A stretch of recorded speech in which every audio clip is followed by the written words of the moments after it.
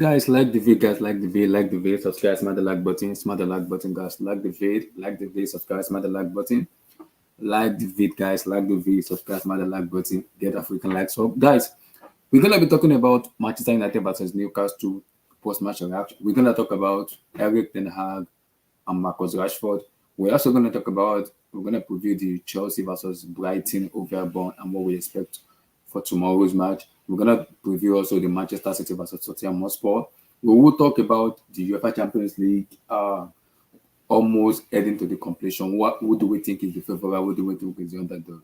And we're gonna round it up with the Euro 2024. The group stage is out. It's officially out. So we're gonna talk about the group stage, the matchup, the group of death, and we're gonna see how everything's gonna bounce out. Like the vid, subscribe, smash the like button, like the vid, guys, like the vid, get the likes up, smash the like button, guys, smash that like button, like the vid, my people, like the vid, guys, get the likes up, guys. Guys, like that video, share the like, guys, share the likes, like that damn vid, guys, my people. Let's go, let's go, let's go.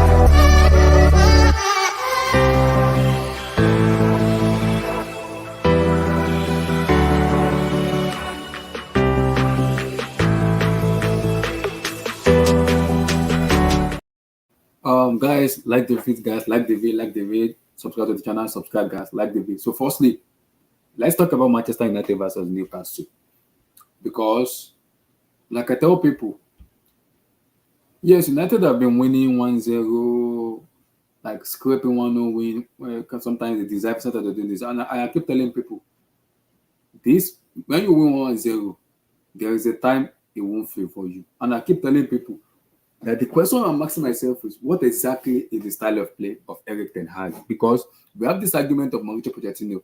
Is he an elite manager or is he a good manager? People were, some arguments were like, he's an elite, he's a good manager. The same question has to go to Ten Hag too.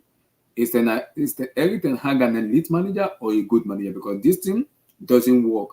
Again, Marcus Rashford not being uninterested. We see this season after season after season after season with Manchester United. So this doesn't surprise me when I see this behavior from United fans. Again, does it surprise me? No, it doesn't surprise me, man. Hold on, guys. It doesn't surprise me when I see this behavior from Manchester United, and I keep asking myself, the manager is there. He has to do something. When you keep playing like this, how do you want to win football matches when you play like this? And the same question I'm going to ask myself is, how far can they go with this? See, in 2 weeks' time, they travel to Anfield. And I remember last season, it was 7-0 in Anfield. So, with the way they're playing right now, I would not be surprised if Liverpool beat them like 7-8, because Liverpool would score goals. For me, Newcastle were not clinical enough, but they scored 1 goal. Liverpool Football Club will score goals. They will score 1, 2, 3. They will score goals. How many is I don't know. It's gonna be a massacre in 2 weeks' time in Anfield. So when I keep telling people that this United team doesn't look like a team that can even finish in top 4, So, like, yes, and as much as I said, I put them in to finish in top four, top five, I might have to change my stance on them because they look very, very, very worse. And they look lackluster for me. And I keep asking myself, how good is this team entirely? We can blame Bruno, we can blame Andre Onana, we can do this, but we have to look at the managers too. What exactly is it telling the players to do in terms of his tactics, his formation, his his implementation of style of play? How does he want to implement his style of play? How?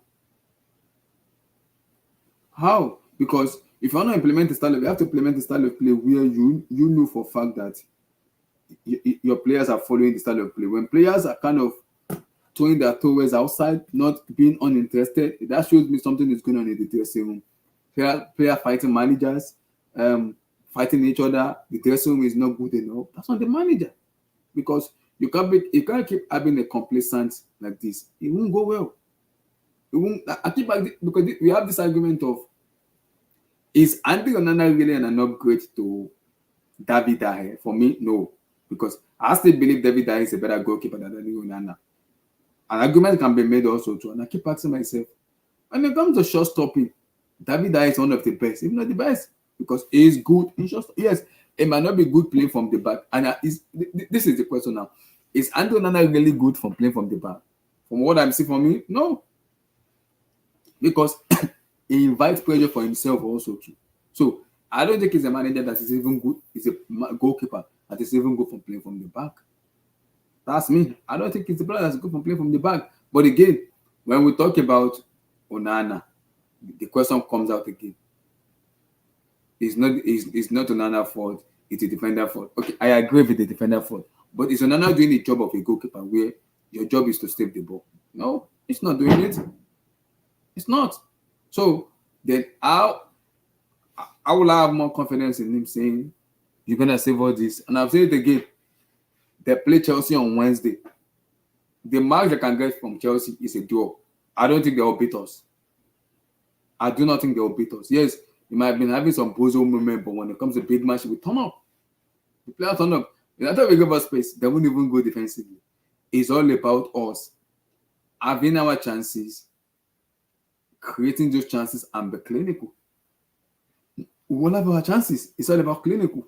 We have to be clinical. And as long as we are clinical for me, I think we should be fine. We need to be clinical. And as long as we are clinical for me, I think we will win those matches. But we're probably going to do a preview either Monday or Tuesday. We'll see how it goes. But again and again, this team cannot go forward. Whether we like it or not, this team can go forward. We can go forward.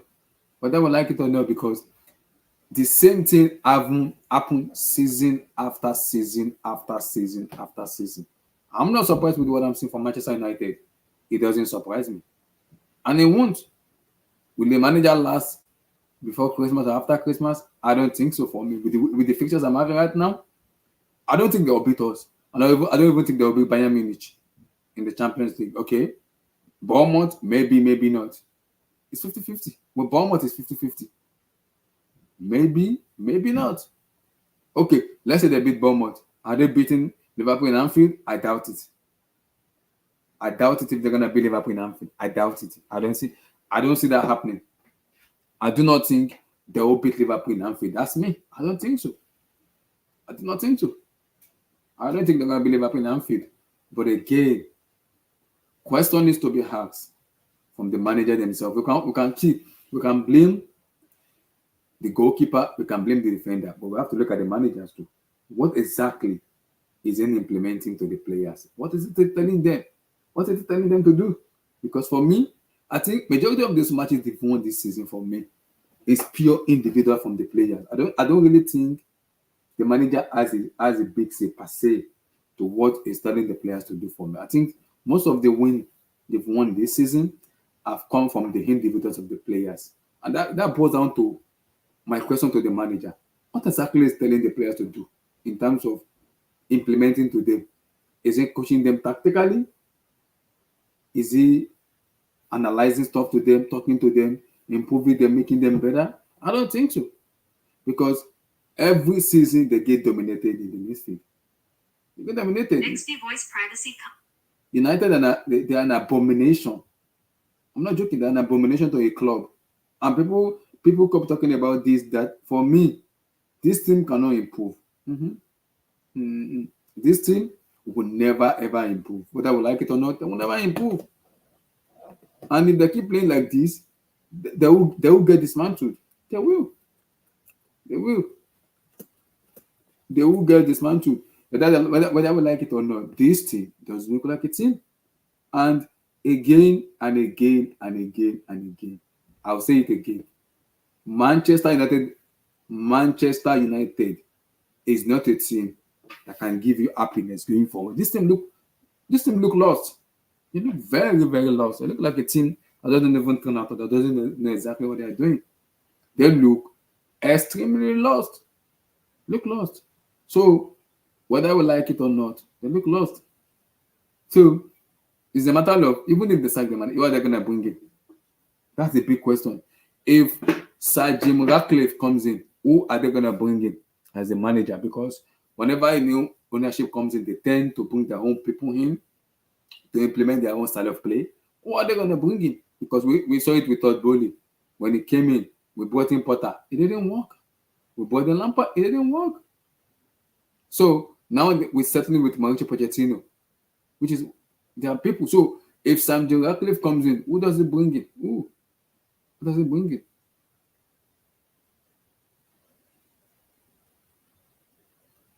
So who does he bring in? Does he go with his people in terms of, okay, let me bring my people in, I'm gonna sack Ten Hag, or does he stick with Ten Hag? It depends, because it depends on how the club view the team going forward. Do they view the team that the team has potential, can go forward, can do bait, can do so much, or do they feel this team is not ready yet, man? We just have to just F off, man. This team is not ready yet. What are they thinking? Because you can't keep having this shenanigan happen season after season after season. This team is not good enough. Again, Marcus Rashford. This is what I'm gonna say. When everything is being happening around United in terms of winning matches, playing well, we say the best of United and best of Rashford. But when things go sour, we say the worst of Manchester United and even Rashford. So we can abuse, we can cause Anthony Fernandes and co. But Rashford has been abysmal. He has been abysmal. And United doesn't call him out because Sancho challenged the manager. Now, because Rashford didn't challenge the manager, now he cannot be exempt from criticism. Every player and manager deserves some criticism. They have to be criticized. If you are doing well, you're going to get praise. If you are doing bad, you're going to get criticized. You're going to get criticized. You will get criticized whether you do well or you do bad. You will get criticized. So Rashford also needs to get criticism. United fans blame this. Sancho is too tough. He doesn't have the authority to speak to the manager. Then Rashford is throwing his towels down.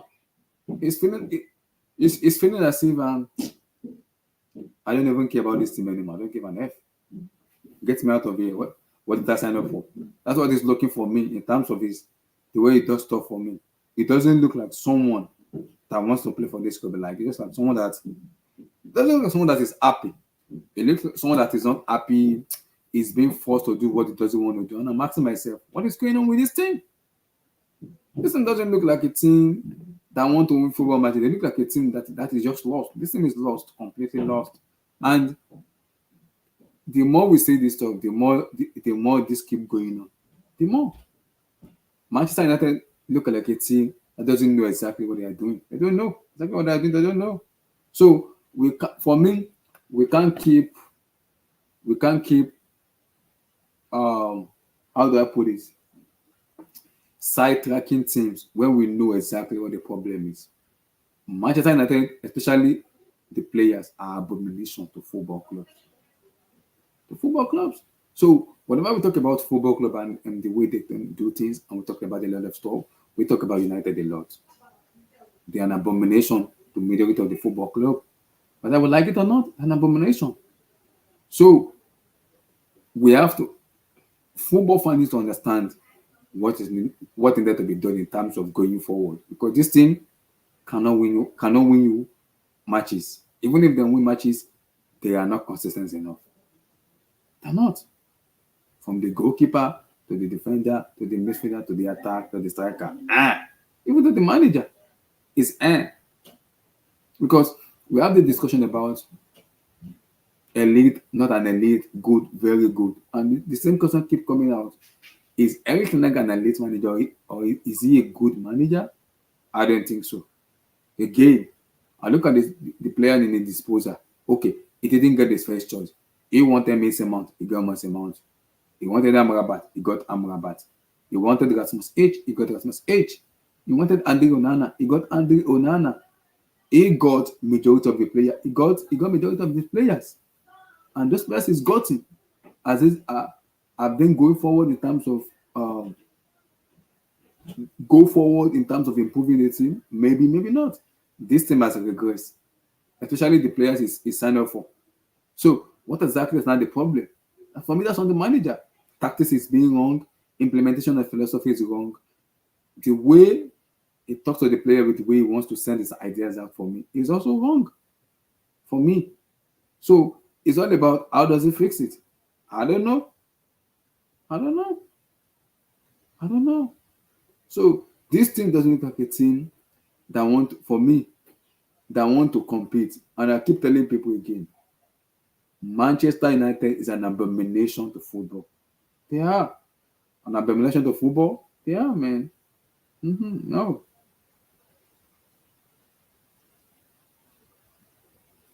I think it's an abomination to football, man. And again, and again. We keep talking about this again. Again and again. This team, it's not good enough. The earlier, the better. See, the earlier, the better for United fan to understand that. I'm not expecting anything from this team, man. I'm not expecting anything from this team. Whether we do good or we do bad, I'm not expecting anything from this team, man. This team doesn't look like a team that wants to win football matches. This team look lost. This team look very lackluster. Manchester United look like a team that is lost, completely lost. Doesn't know exactly what they are doing. Look lost on the pitch. The going forward, we don't even know. People might say they are above Chelsea. Yeah, but again, that is my question. How are they above Chelsea in terms of the table? Because it's confusing to me. It is confusing to me. How are they above us in terms of the table? Because they are winning matches, like scraping 1-0 wins and everything. And I keep telling people then, they have been very lucky winning those matches. They have been very lucky because the team are not clinical enough. And in 2 weeks' time, you will play Liverpool. Liverpool are a clinical team. They will score goals. Liverpool will find a way to score. They will score goals. Liverpool are clinical. And today, Newcastle should have won those matches. They have a lot of injuries. They have so many injuries for me. And if a team like Liverpool is playing you guys, Liverpool are clinical. They will dismantle you. And in 2 weeks' time, you are see, this is the fixtures. They play Chelsea Wednesday, Bournemouth on Saturday. They play Bayern Munich on Tuesday or on Wednesday, whatever it is, and they travel to Anfield on Saturday. I do not see them coming out of this fixture of victories. Against Chelsea, against us, I don't know what will turn up. Maybe the max is a draw. If we win, I'm gonna be happy because I want to win in United. I want to banter them. We do not have a good record playing United. We've drawn so many times with them. This time around, I actually want to win against them, so we can impose our superiority against them. That's what I want to do. That is what I want to do. At least if you win going forward, you will give us more confidence. Others United beating Bayern Munich, even at Old Trafford. Then again, they travel to Anfield. They travel to Liverpool. I do not see them beating Liverpool. That's me. I don't see them beating Liverpool. Whether we like it or not, I don't see them beating Liverpool. I don't. Whether people like it or not, I don't see them beating Liverpool. We might like it, we may not like it. I don't see them when they travel to Anfield. I do not see them Liverpool. I don't. Because Liverpool will not sit down. They won't. They will not sit down. They won't sit down. Mm-mm. They won't. Mm-mm. They won't sit down, man. No, no, no. They will come out and play you. Mm. No, no, no, no. So again, it's tough, but again, and I also think this team lack mentality. SSB, they are finished.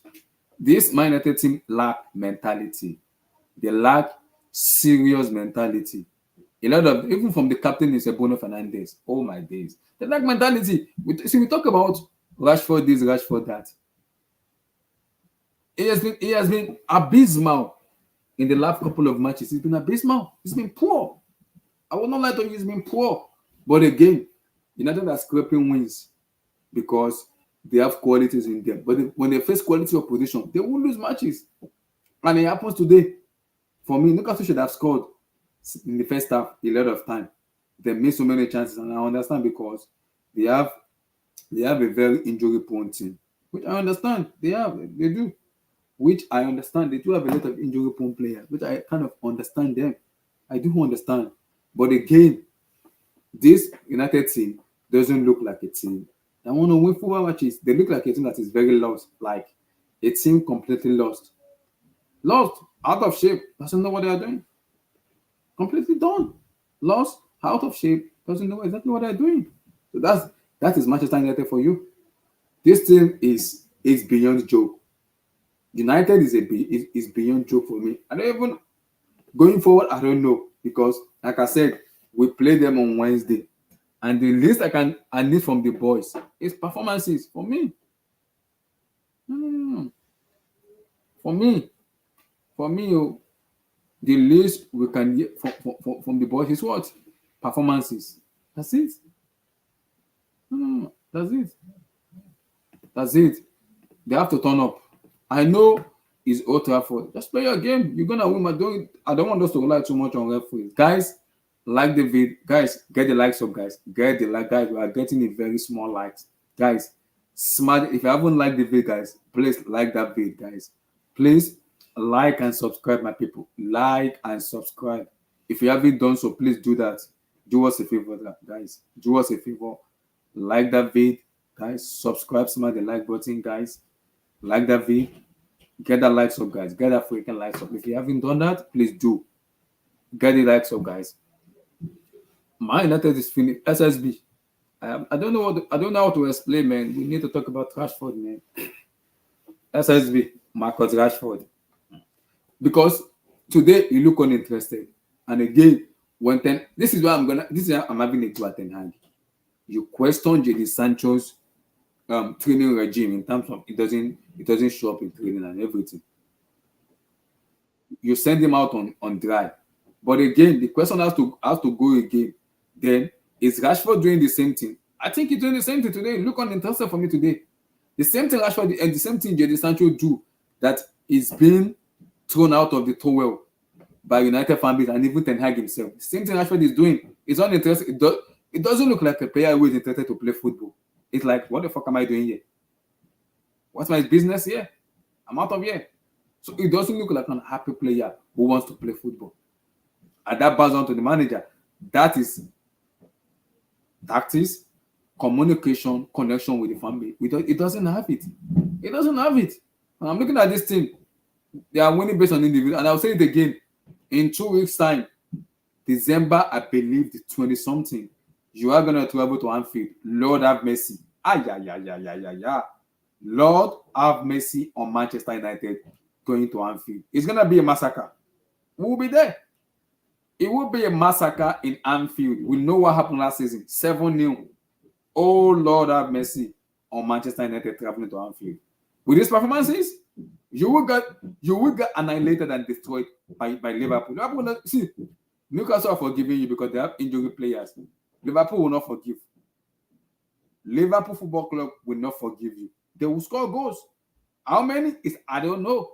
They will score goals. I don't know how many they will score, but Liverpool will score goals because they are clinical. They are clinical. They will score goals. Onana this tomorrow, next tomorrow, Maguire next tomorrow. See, this problem has been happening from the beginning of the season. And the same question boils to, is Onana really an upgrade on David Daher? Because the job of a goalkeeper is to save shots. I don't even think in terms of shot stopping, Onana is even good.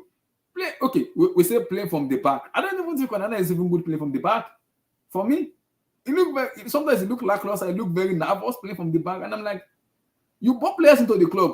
You want Onana. You were giving Onana. You want Mason Mount. You were giving Mason Mount. You went Erasmus H. You were giving Erasmus. You want Anthony. You were giving Anthony. What else do you want? You bought Ericsson. So what else do you want? You want Casemiro? They give you Casemiro. So the players you have been given in the team, majority of them has not been performing. Then that's on you. Your game management is abysmal and poor. That's on the manager. We can blame goalkeeper and this, but the manager needs to look himself into the mirror and say, I get this bullshit wrong. I need to fix up. This team doesn't look like a team that can win titles, can even challenge for Premier League title, not even finish in top 4. The mark this team can finish is 8th or 9th. It won't surprise me. If they finish 8th or 9th, it would not surprise me. Because this team doesn't look like a team that knows how to win football matches. And the earlier the better, the better for me, because I don't see this manager surviving December. I do not see surviving December. We will see how it goes. I do not see them surviving December. I don't see it. Against Chelsea on Wednesday, I will say that I'm saying it right now live. I don't see them beating us. The best we can get is a draw. And if we are clinical enough, we will beat them. Because we've shown enough that go toe-to-toe with the team, we can't compete with them. We'll have our chances. Say about clinical. And as long as we're clinical, we'll win matches. Bournemouth is 50-50. Because if Bournemouth, if they take their chances, they will beat United that do from Old Trafford. United cannot beat, they cannot beat Bayern Munich. Forget. They don't. Manchester United cannot beat FC Bayern Munich. It's over. And again, the following that week, you go to Anfield. Are you going to win Anfield? I doubt it. You're going to go to Anfield and win football matches. Hell no. So now tell me, where's the win coming from? I don't know. But again, the table doesn't lie. Maybe the table might be a little bit flawed with where they are in the table for me. But I think when everything is settled down around January, February, we will exactly know who is the big boys, who is the pretender, and who is the contender. Because I already know what's gonna be the contender and the pretender. I know. People might say it's too early, but I know. We'll surely get it when it's time, but I know. We'll see. Okay, how are you doing, sir? How are you doing, brother? Yes, sir. I'm good. Huh? Guys, Ten Hag United, Mr. Cap and Rashford. What the heck is going on? Me, we'll match. More result. I had my own game. I didn't watch that team is a complete mess of a team, man. But Abdullah, what did I tell you 4 months ago? I told him now. Jimmy Soften. Didn't I tell him? What did I tell him? You did. You said you don't think I told him. I wanted met an higher. Yeah, you met an higher. I think one of the sporting directors or something like that, and he said the Nag doesn't know what he's doing as a manager. Who told me that the guy is useless? Yeah, the guy is useless. And Chimere was arguing with me. I told him that. The guy, I mean, I didn't watch the game, but what I can see, looks like Newcastle dominated them with injuries. They dominated from minute 1 to minute 90. Okay. That's the second. Newcastle should have even scored a lot of goals because they were not clinical. And again, they have injury players. And I say it again, Mr. Cow. They are traveling to Anfield. Liverpool are clinical. Liverpool knows how to score goals. They are clinical. Liverpool will finish you. They are clinical. Against us on Wednesday, I say it again. I don't see us losing. As long as we take our chances, we will score them. So what are United fans saying? What do they want to do now? The problem now is they keep blaming Onana. They blame this, they blame that. The manager, for me, you have to look at the manager for me. Look at the manager. What exactly is he doing? What is the direction of the manager? What is he telling the players to do? Because as a manager, you must have a tactics, you must have a direction. Communication is very key. How do you communicate with your players? Are they listening to you or are they doing exactly what you want them to do? Yes, every team will have a bad day. It's understandable. You have a bad day. Yeah. Let me come back in. I'm losing connection. Let me come back in. Okay. Every team will have a bad day. Then how do you have a bad day? And when you have that bad day, how do you come back from that bad day and become a superior team? That's the big question for me. This United team for me just look like a team that is built with individuals. They want to win with individuals for me. And I keep asking myself, like, what's going on? This team for me look like a team that relies too much on individuals. Mhm. Individuals, yeah.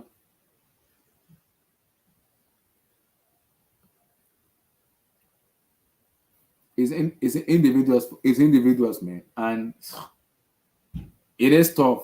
Very, very tough. It is very, very tough. But it's individuals. Yeah. So again, these teams are not playing like a team for me. They are not. They are not playing like a team for me, man. And again, player like Rashford, player like Bruno Fernandes, and those big players in that team needs to step up and show, and at least show God, show determination. That's it. You gotta show something. If you truly love Manchester United and you want this team, you have to show guts, man. You have to show guts. You have to, man. You have to. This team is a complete joke of a team. Man United is a joke of a team. This team is a joke. This team is a complete mess. The earlier the better for us. We have to realize this. This team is a complete mess. So how long can this go now? Because the truth has to be, is Erik ten Hag the right manager to take this team forward? For me, no. He's not the manager to take them forward. It's not. Again, this boils down to the question now. If you sack him, who do you bring in? Who do you bring in when you sack Erik ten Hag? Because eventually he will get sacked. And when he gets sacked, who do you bring in? That's the big question we need to ask ourselves. Who do you bring in? Guys, like the video, subscribe to my like button, get the likes up, guys. Get the likes up. The question is, who do you bring in? Who do you bring in? I don't know what you bring in, because if you're gonna be playing like the way you're playing right now, you're gonna get destroyed by a lot of teams.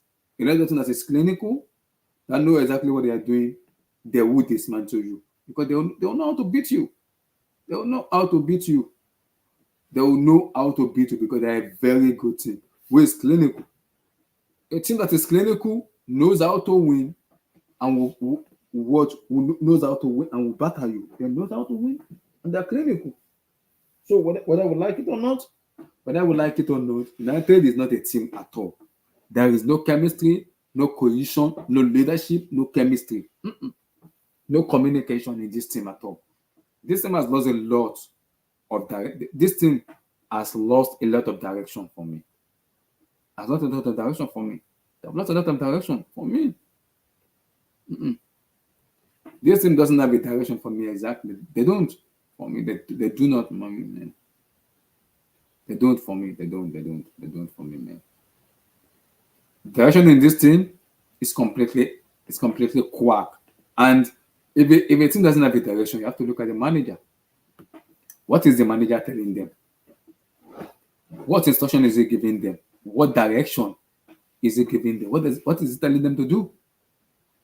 You have to implement your philosophy on the team, where when you implement that philosophy, people's gonna buy to it. What philosophy are you implementing? See, I think for me, it has to be an end of era for Manchester United. For me, new team, new manager, new structure, new philosophy. It has to be an end of an era for me. You've won so many, you've won a lot. But this is the question. Ever since Sir Alex Ferguson have retired, have you won the Premier League? No. They've won they've won the Carabao Cup and the Europa League, and that was being won by Jose Mourinho. And it was sacked. Since then, nothing has been quack. So what else have you won again? Apart from that, nothing. Nothing. But again, no fan base, no rivals is allowed to criticize Ten Hag because he's doing an absolutely good job. Okay, I'm not disputing that he's not doing a good job, but hasn't really been doing a good job because this team look very lost. This team is lost. This team look like a team that don't know exactly what they are doing. They don't know. No, they don't know. I don't know exactly what they are doing. I don't know what to say. Guys, smash the like button. Guys, like the vid. Guys, like the vid. I don't know what's it with United. But again, this happen times over time again. It happens a lot. So I'm not surprised when I see this happening, man. Is Amrabat a flop? That's gonna be a big question. Is he? Yeah. SSB. Maybe let me see. Maybe Lisandro Martinez. Maybe apart from Sandro Martinez, those players Ten Hag has, but which of them has even performed? Anthony has been below par. Mason Mount has been worse. Who again did this sign? Casemiro has been good, but again, is injured. Rasmus H, Championship is scoring goals, Premier League he look as. Who again? So the player he endorsed for the club, as Andy Onana, has been looking very, very suspect. So we can talk as much as we want, but the majority of the players is a wanted. None of them are not performing. Is Amrabat a flop? Potentially be. See, SSB. If Manchester United signs in Movena, they are finished as a club. They are finished. If they sign, see, I'm saying it right now. If Manchester United sign IAAF Interhouse Sport Runner, they are a completely finished club. That's it. They are finished. They are finished for me. They are. If Manchester United sign IAAF Interhouse Sport Runner, they are finished as a club, man. They are finished for me. Yeah. They are finished for me, man. If that happens, they're completely done for me as a club. They're finished. So I don't know what's gonna happen, man. If they sign Tim Werner,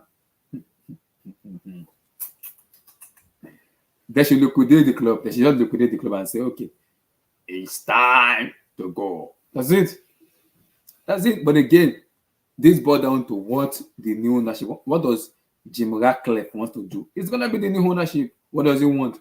Does he want to stick with Erik Ten Hag, or does he want to let go of Ten Hag?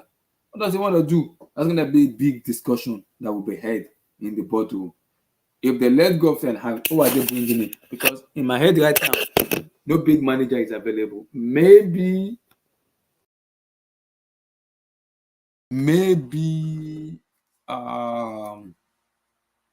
the former Bayern Munich manager who won the quadruple for them. What's his name? Hansi Flick. But again, will Hansi Flick even be taking over? Because Hansi Flick want to wait till the season finish for him to make a decision. For me, he will want to wait till the season finish for him to decide what he wants to do. That's Hansi Flick for you. So, does he want to take the risk now and coach a team that doesn't have a direction? I don't think so. I do not think so, man. If you want to go, Deserbi will not leave right now because he's a Brighton manager. If you want to leave, so you are being fucked up because you're in the middle. You've been fucked up. You are in the middle. What does he do? Because this United team lack so many aspects as a football club. So many aspects is being lacked by this team that need to be worked on. And if it doesn't being worked on, this team will continue to collapse. Will continue to fold up. And again, this is the question: how long are they gonna go with these performances? How long? The performances cannot keep continuing like this, because if you get a stage where the fan base will have to turn on the manager. The big players are not performing to the level you want them to perform. Someone like Rashford, someone like Bruno. Bruno is maybe we're a little bit too harsh on him due to him being the captain, but again, he's not been consistent enough to have that conversation. He's been good. In some variety of matches, he has been good, but again, hasn't been really that kind of sublime. No, for me, it's not been sublime. It has not been sublime, but again, some decision making from Ten Hag for me, it's a little bit appalling for me. Like, I don't know what to say. It's a little bit appalling for me. Some of the decisions, I'm like, why are you making those kind of decisions? But again, you cannot blame him in some United eyes. You cannot blame him, because if you blame him, you're gonna look like he's done very well. You can't blame him. But again, it will come to a stage where we have to have that discussion. Is he really a good manager? Can he take this thing forward? For me, no. Nope, nope, nope for me. Nope, nope, nope for me. It cannot. It cannot for me. But again, we will see. So, guys, I want to touch on something. Um, let's talk Brighton Chelsea, because right now, whether we like it or not, for me, tomorrow's match is very pivotal. We gotta win. We gotta win tomorrow. We gotta win tomorrow. It's as simple as that. It's as simple as that. We have to win tomorrow. Whether we like it or not, we have to win tomorrow. We have to. Whether we like it or not, we have to win tomorrow. I'm expecting a win at home tomorrow. The United match is gonna be very, very tricky for me. My United match is gonna be very tricky because we play them at Old Trafford. So it's gonna be very tricky, but I'm not worried because I'm confident in this team that for me will turn up for me. hmm hmm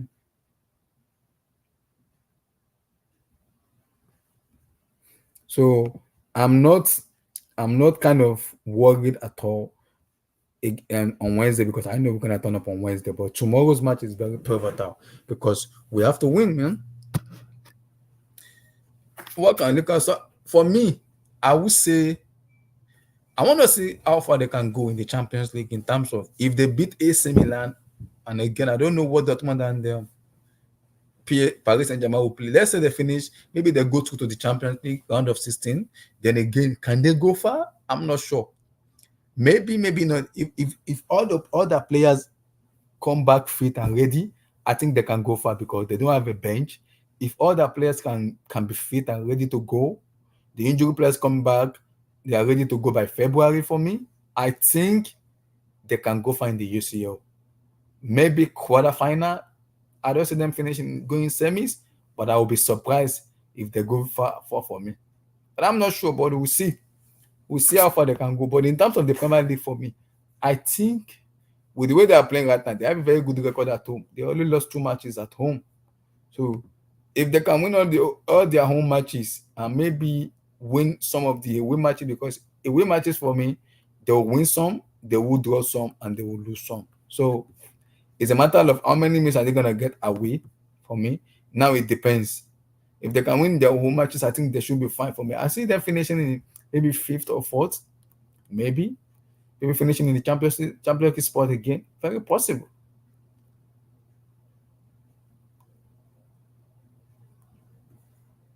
So we'll see.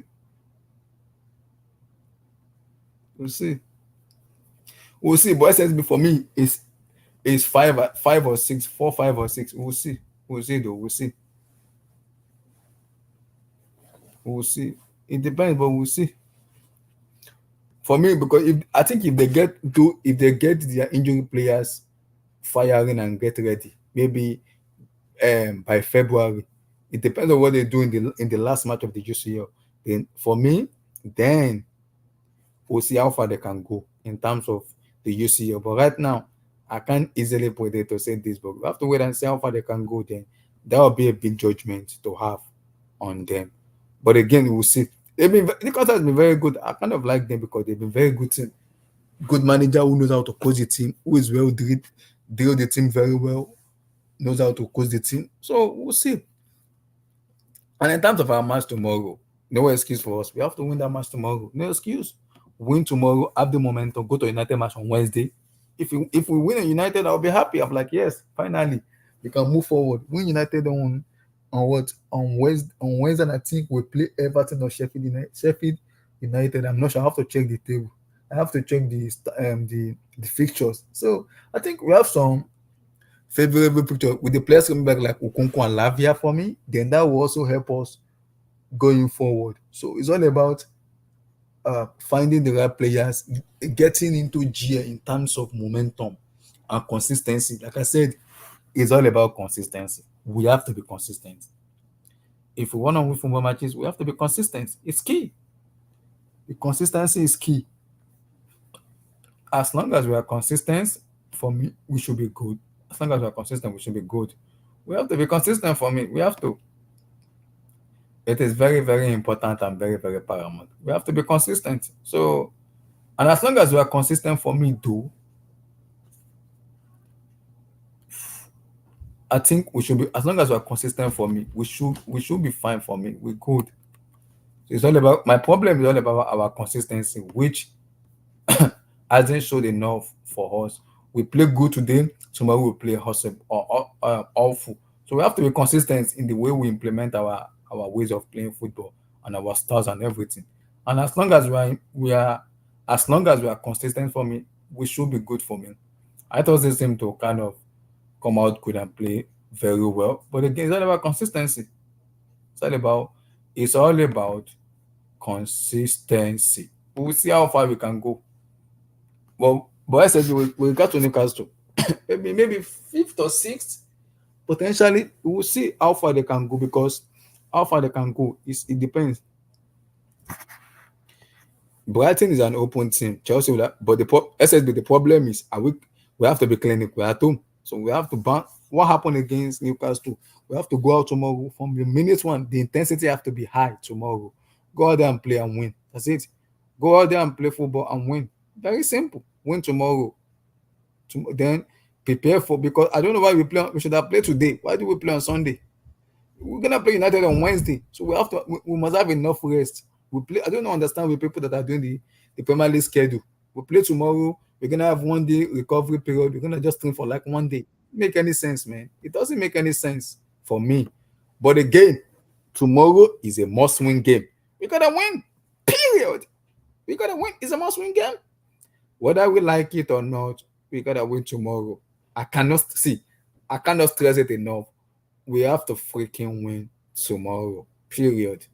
I'm gonna be keeping my eye on some certain players, and I'm gonna be having a very, very big conversation about the manager. So I trust him with regards to the manager, but he needs to step up also too. He needs to. We'll see. Cruz, we gotta win tomorrow. I cannot stress it. We have to win tomorrow. I can't stress it enough. 3 points for me. Anything other than 3 points for me, I'm gonna have a serious conversation with the manager. For me, I will have a serious conversation because everybody expects us to win. So we gotta win tomorrow. Period. Against United is 50-50 for me. Against United at Old Trafford, as long as we are clinical, we would and you take our chances. I expect us to win. The max we can get is a draw. But again, we will see. Chimere, how you doing, brother? I'm good. Give me your take on today's match. Ten Hag, Rashford, United. What the heck is going on? This team is a completely lost team for me. It's a lost team. This is the thing. Like, whenever United lose a match or we drop points, it's always a crisis.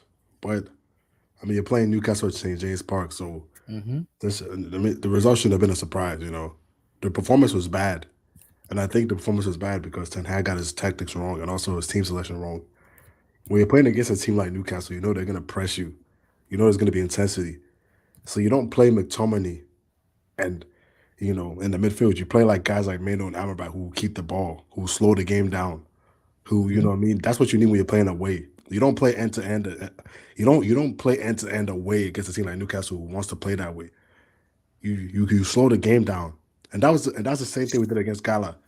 Yeah, we scored 3 goals, but when we were 3-1 up, we kept playing end to end. You can't play it when the team is at home and they have to call us out. You don't play end to end against them. There's certain teams you can play like that against Everton or whatever because you're better than them. So you can play end to end or whatever and win the match because we're better than Everton. So it doesn't even matter. You can play that way against them. But when you play Newcastle at St. James Park, you can't play like that. So that's the thing. Ten Hag, I think this one was just on Ten Hag. He got his tactics wrong. He got his team selection wrong. This is the kind of game you play a guy like Amrabat, who's good at keeping the ball, who's good at holding possession. Do you play Manu? And then you play Bruno as a number 10 to create chances. You have Anthony because, one, Anthony has the work rate and keeps the ball well under pressure. Mm-hmm. So you need that for spells when you're playing against Newcastle. And then you keep Garnacho. You just bench Rashford. Keep him on the bench. Bring him in when you need a goal as a substitute. Garnacho's been in good form. You didn't have to start Rashford today.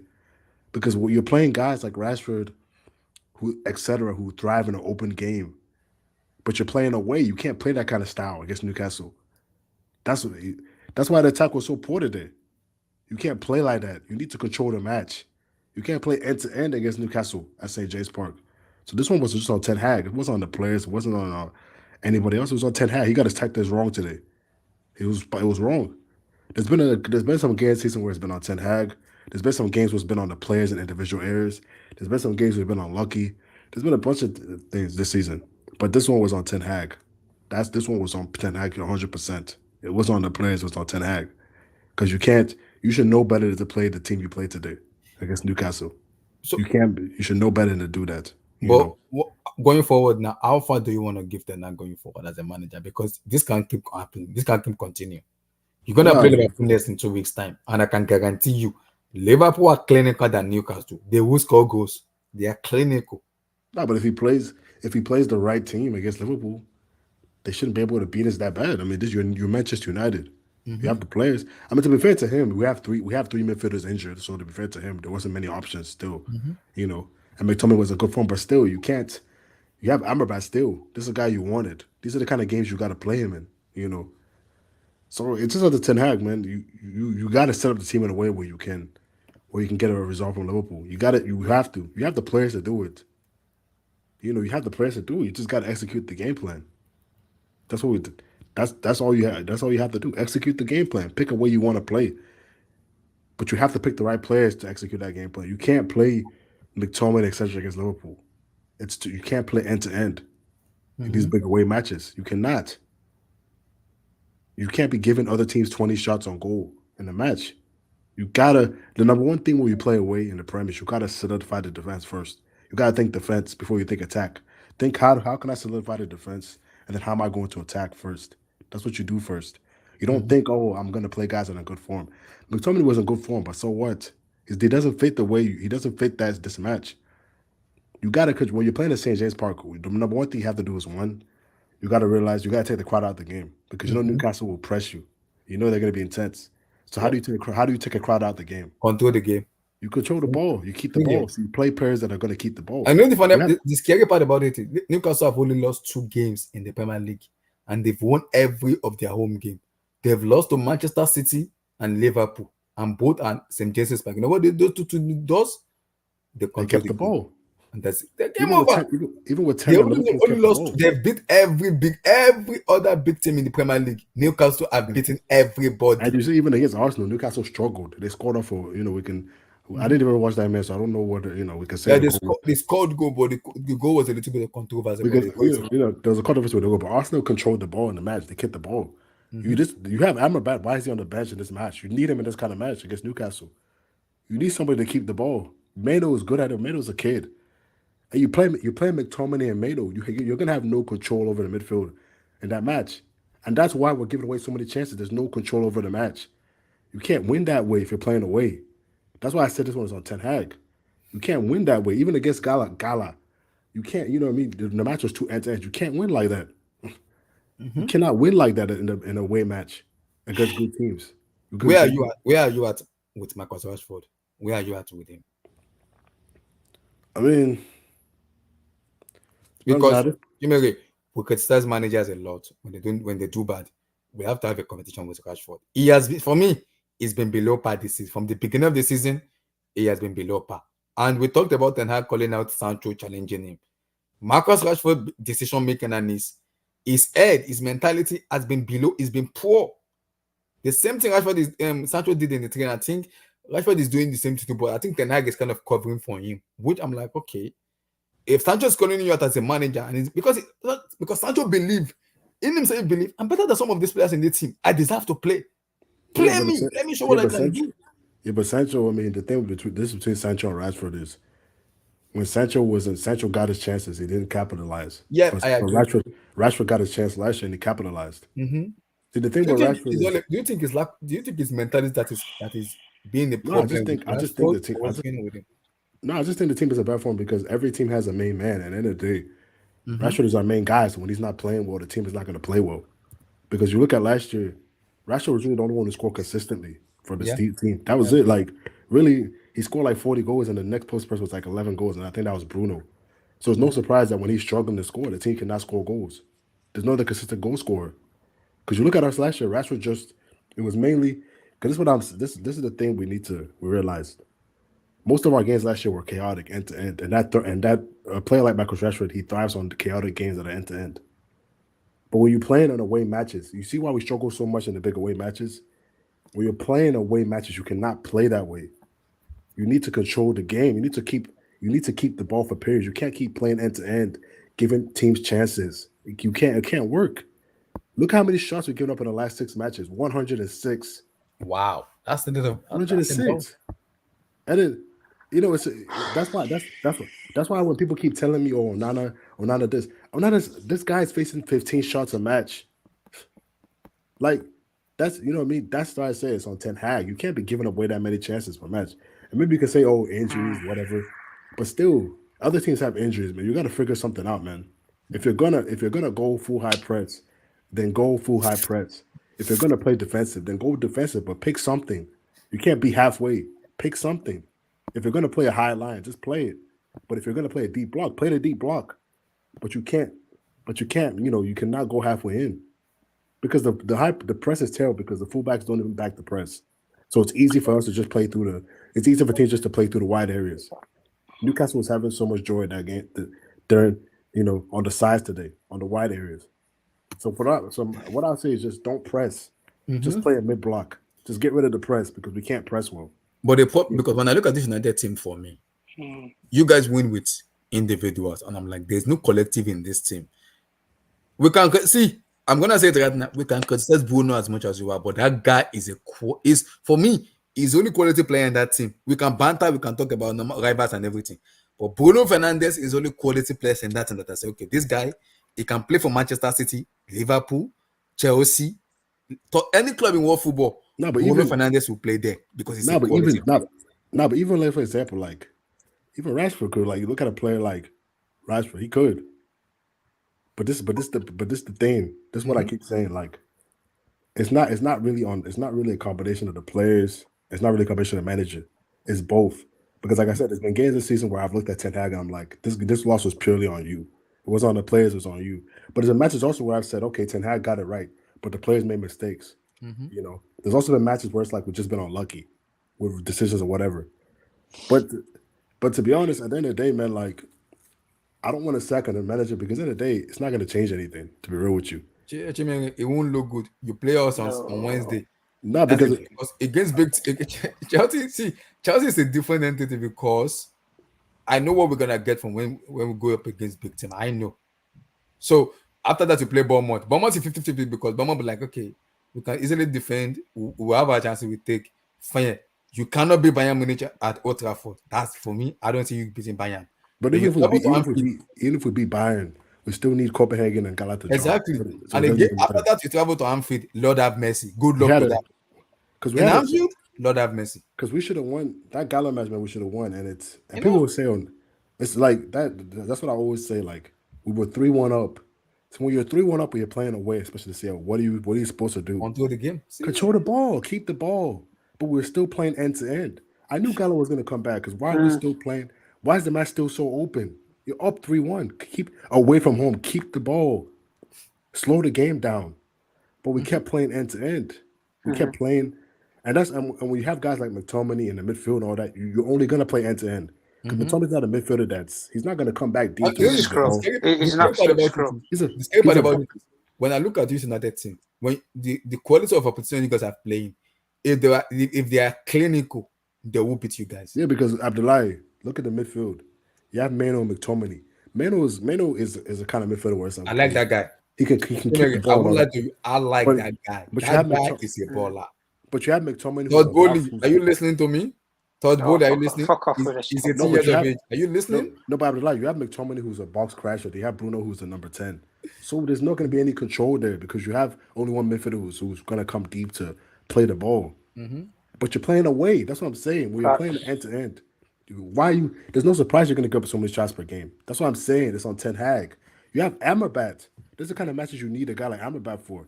So a guy who's going to keep the ball, slow the game down. Like Jorginho used to do for you guys. Yeah. Keep the ball. We need to keep the ball in this kind of match. Because when you're just giving the ball away constantly to Newcastle, of course you're gonna concede so many chances. I knew Newcastle will score. They will score because Of course they were gonna score because it's you been can't. coming. They had 20 plus shots on goal. They were gonna score at some point. It's Yeah, it's been coming. inevitable. So that's what I'm saying. This one was on Ten Hag. You saw it at halftime. Why did you keep McTominay on? For me, after the 20 minutes take off Rashford, it was not in the game at all. No, Take him out. Rashford. Fix the Take him midfield out. was the issue. Fix the midfield. Because at the end of the day, if you're not controlling the ball, if your attackers aren't getting the ball consistently, then it doesn't matter. The midfield is the crux of everything. When the midfield is good, the team will be good. But when you're not controlling the game, then you can't expect the attackers to thrive. It's not going to work. I agree. Like, it's not, you know what I mean? You can't just say, give me the ball every 10 seconds. Let me work magic. It doesn't work like that in any game. You got to keep control of the game. You got Amrabat for a reason. Play him in this. You saw McTominay. You saw that at halftime we weren't controlling the game. We were struggling. Bring on a guy who's going to control the ball. Have us have a foot on the ball a little bit. Take off McTominay. Because if at the end of the day, if McTominay is not crashing the box and scoring goals, he's not really doing much as a midfielder. He's just a good goal scorer as a midfielder. That's really what he's good at. He doesn't offer much else. He's not really good at. He doesn't control the ball. He can carry the ball a little bit, but that's about it. I mean, he's good. He's physically good. He's good in the air, and he helps us win duels. But that's about it. So when the match is so disorganized and we're conceding so many chances, you got to take him off. You saw at halftime that it wasn't working. That's why I said this one's on Ten Hag, man. But no, it's just scrub. It's just scrub McTominay. What's going on? United, Rashford, Ten Hag. Where are you at with the other of them? What's going on? Honestly, get rid of the fucking lot of them. I've had enough. Get rid of the lot of them. Honestly, if I could honestly right now, if I could, I'd do what Chelsea have done. I seriously would. I'd sack everybody and I'd start from scratch. I really would. I don't care how much it costs. I'd completely reshape the board, the directors, the sporting director, the manager, the players, everything. I would pick everything up, I would tip it over, and I would start from scratch. From the players to the manager, everything. Because it's broken. It's absolutely broken. We've not won an away game against a big club for 2 years. 2 years.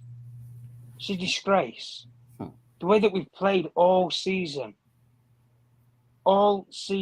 is an absolute disgrace. Individual performances. Martial at 20 minutes. Ten Hag shouting instructions to him. He folds his arms. Throws his arms up in the air. Throws a tantrum. Rashford, mate, you've lost the ball to Tino Livramento and you can't even be asked to run back after it. The guy didn't even travel to Turkey. He's had a week off. So what's the excuse? We've bought so many players for this manager who said to us 3 weeks ago he will never play the way that Ajax play football. So what did we bring this guy in to do? Play what way? That's the only way that he knows. And he's come out himself and said that he's never going to play that way. He spent £500 million on players to play a different way that we don't even know what way is. And the best way that I can say it, honestly, for this manager, the club, everything, we are literally like you go into Google Maps or you go into whatever, you put a sat nav in, but you just can't follow the tracks. You can't follow the map. Just keep veering off. Galatasaray, and exactly what Chimera said. I knew Galatasaray were going to come back. I knew they were going to come back. You can't control games with this team. You can't. It's as simple as that. The manager has built this team with most of the players that he wanted. He can't do it. He can't do it with the mediocre players that was left with him. Yeah, some of that's not his fault because he wanted to get rid of some of them. That's fine. I accept that. But they're here now.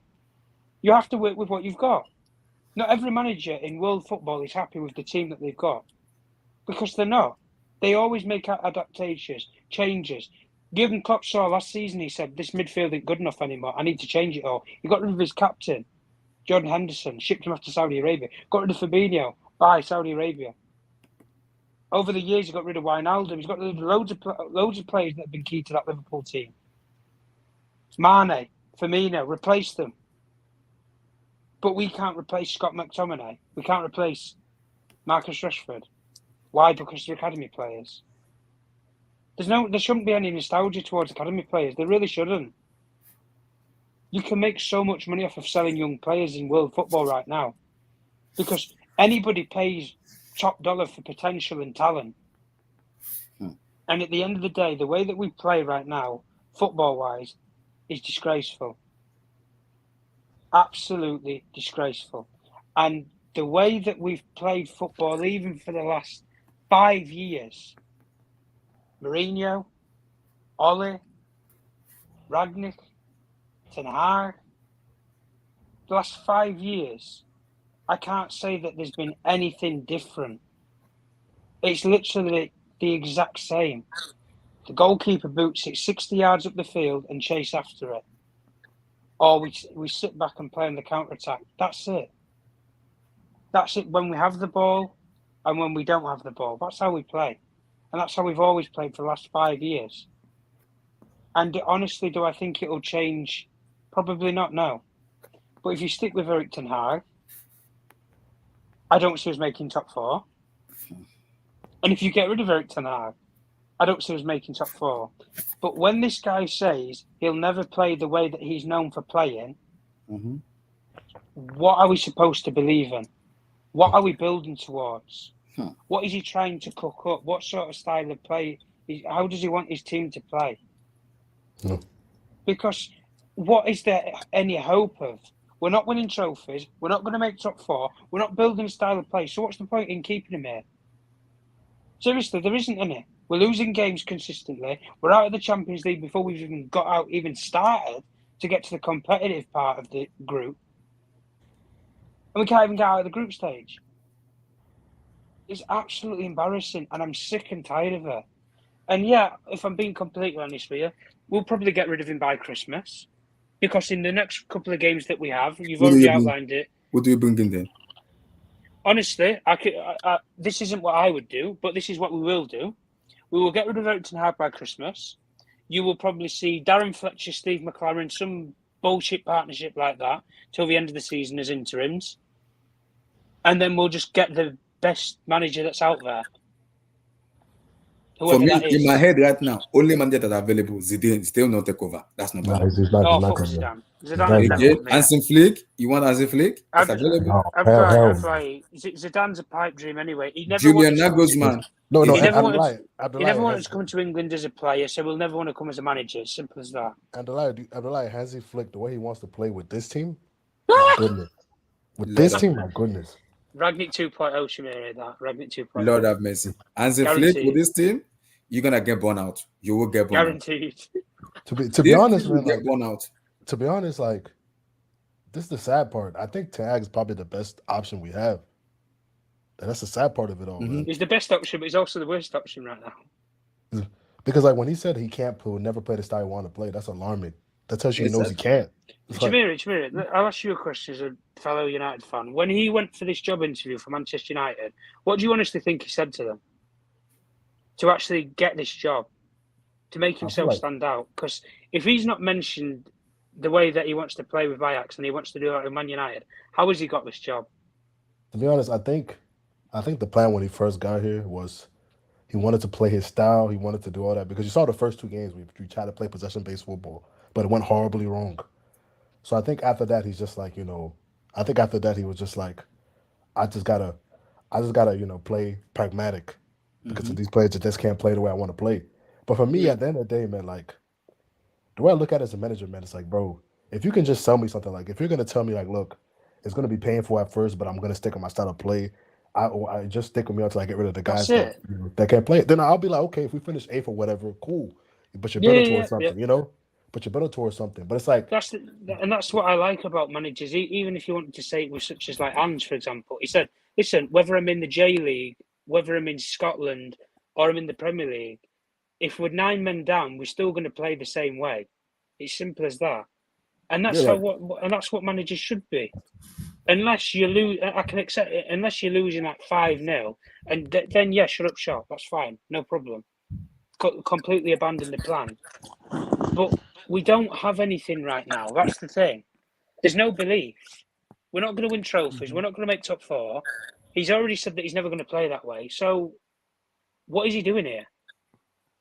Really, what is he actually doing here? And even in saying that, Jamiri, like, we're going to invest more money in this guy potentially in January or the summer. But he's already said he's not going to play that way. So, what are we investing in? I think More mediocre. I don't even. I think based off of what I've heard from him in his press conferences is the idea. I think he wants to play as he ideally wants to play high pressing, transition based football, as in we try to win the ball high up the pitch and then try to attack as soon as we get it and score. He doesn't have the attackers though. That's the problem. Yeah, we don't have the attackers, and I think our best attackers are in poor form. Really, out of all of our attackers, 2 of them can play what you've just said there, but can do it for 90 minutes. One of them's a young kid in Garnacho who's not fully developed to play that way anyway, and the other one's Højlund, who's in the exact same predicament, 20 years old. Neither of them are ready to play that way. But even what you were saying before about with Rashford, yeah, I agree with you. He's our talisman. But again, another manager is available. According to Fabio, another manager is available in the summer, which is Roberto Di Zerbi. He has a 50 million euro. No. I'm not buying this BS with Di Zerbi. No. Chai, you don't want the guy goes to Villa, loses 6-1, and then says, "Oh yeah, we just had a bad day." Listen, if you're losing 3-4-0, mate, you shut up shop. I don't care if you're at Brighton or Man United. You shut up shop. It's as simple as that. And I said the same thing when Potter left to go to you guys. I said, there's some managers that are cut out for top European football. Graham Potter was never going to be one of them.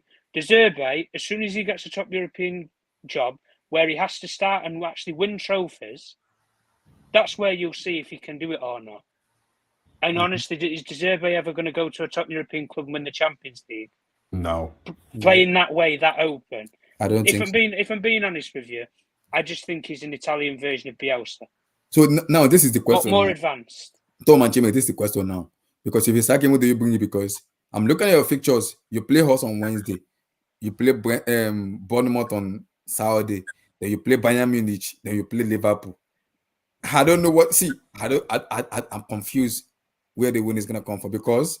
What do you mean where the win is gonna come from? This is it now. Against us is a little bit weird because I know what Chelsea is gonna do against big team. Abdullah, chill. Your bums, mate. Your team's bums. But the problem with Chelsea is, are we clinical enough to take most of our chances? Maybe not. No, I'm not gonna lie. If there's one team I expect us to actually play well against, it's always Chelsea. Like we have a good record against Chelsea. Yes, I know. Yeah, to be fair, I know. So that's why I'm saying that it's about what Chelsea do you want to see on Wednesday? What Chelsea? No, to be honest with you, bro, if we can't beat Bournemouth, like, dude, we got to sack him, bro. We have the player. These are international players.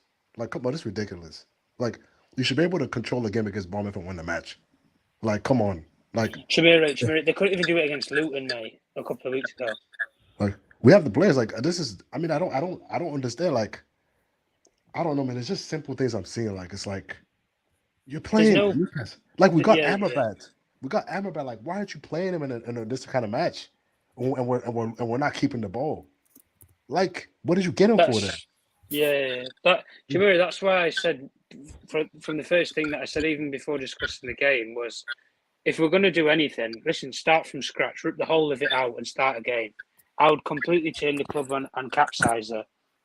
I would get everything new, players, sporting director, everything. Because we've had so many of these players who've been here for 7, 8, 9 years and they've done nothing. And they don't even look like they're going to ever do anything. This is what I said. Unless with, say, Marcus Rashford, for example, unless you put the ball in front of him and tell him to run at 3-4 people, what can he do with a football? Nothing. He's not good he's not good in possession and keeping it. He doesn't know what recycling the football means. He's not a physical player where he'll back into players and he'll win duels. So he's never going to do that. So it is literally just run at people, run at players with the ball, and try and cut inside and hit it into the top corner. Mm-hmm. That's not what any sort of winger would do at any club. You put that in what we were saying before with Fernandes, where he can fit into all these top European clubs. Absolutely, yeah. A lot of European clubs would take a player like Fernandes because he's adaptable. He can play different styles. Yeah, But he's the an problem intelligent. is, He's an intelligent player. yeah, he's intelligent. Kobe Mino's probably the next thing up from that in terms of intelligence. But he's a young kid, and at the end of the day, when you go into Newcastle or you go into Galatasaray or wherever, the best thing that you ever could do going away from home is play a double pivot. That's the best. So and even in the top teams, when you even look at it with how Manchester City plays sometimes, when they went away to the big teams last season, whenever we went to Arsenal, for example, or wherever they go, KDB used to sit in the 10, Gundogan and Rodri sat together.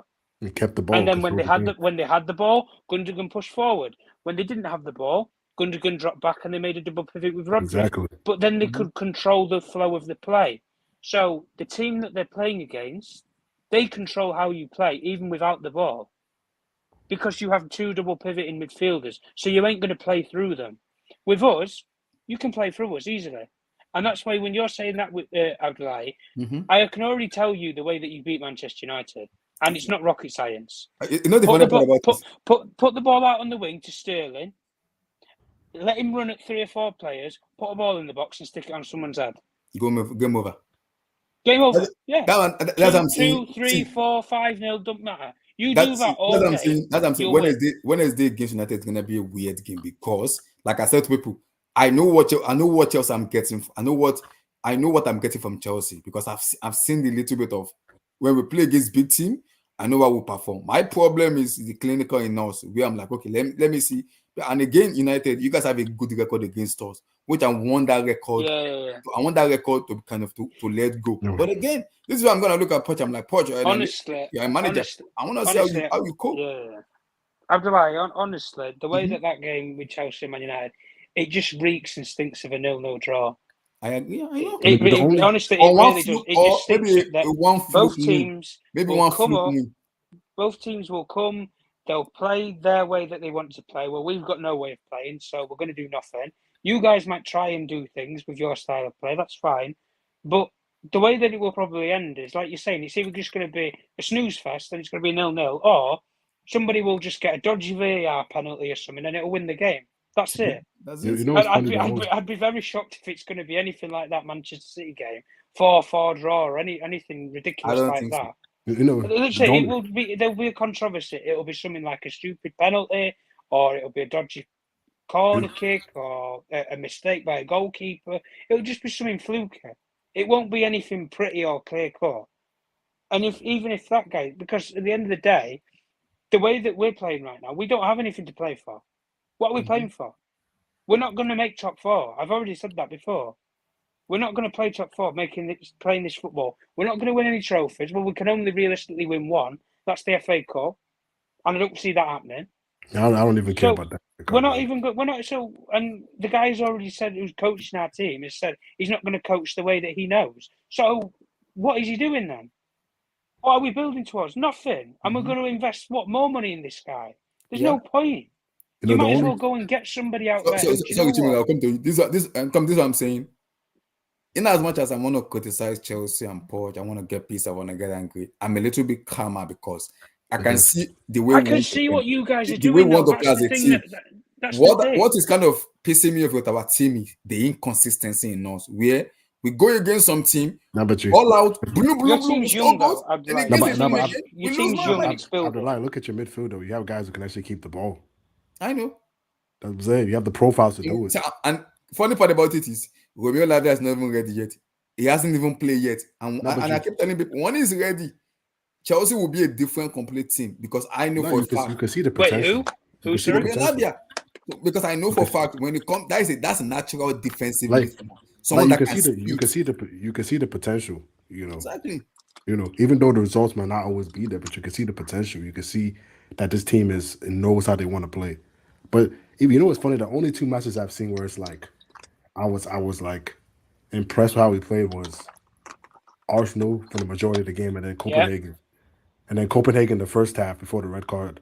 Because when we played Arsenal, I was like, okay. We should have won that game. Yeah, when we were keeping the ball, I was like, okay, this is how you play in a away match in the Prem. You keep the ball, you make it ugly, you know what I mean? You make it a boring game when you play away. You slow the game down. I'm like, okay. And it was kind of a boring game. And And then we were in it to the end. That's not been our best away performance I've seen under Ten Hag. Yeah, stick the place out. I was like, that's a professional performance on the away team. And then Copenhagen, like I could say, okay, we're trying to press in the midfield, win the ball back up the pitch, and attack as quickly as possible. And we scored 2 goals that way. So Smash the like button, guys. I see the plan we're doing, know. So those are only 2 matches where I've seen a clear game plans. I don't know if it's because of the injuries. I don't know what's going on. I don't know if it's because like I said to you, I was talking to United fans today at my place. I was just laughing. The guy was like, "You guys gonna beat us?" I'm like, why? He said because the reason you're gonna because you guys have a controller in your game. He said, and he mentioned one it was like you have player like Enzo who people have been criticizing he can control games. He is a very good player. People go. I'm like, I know my fan base.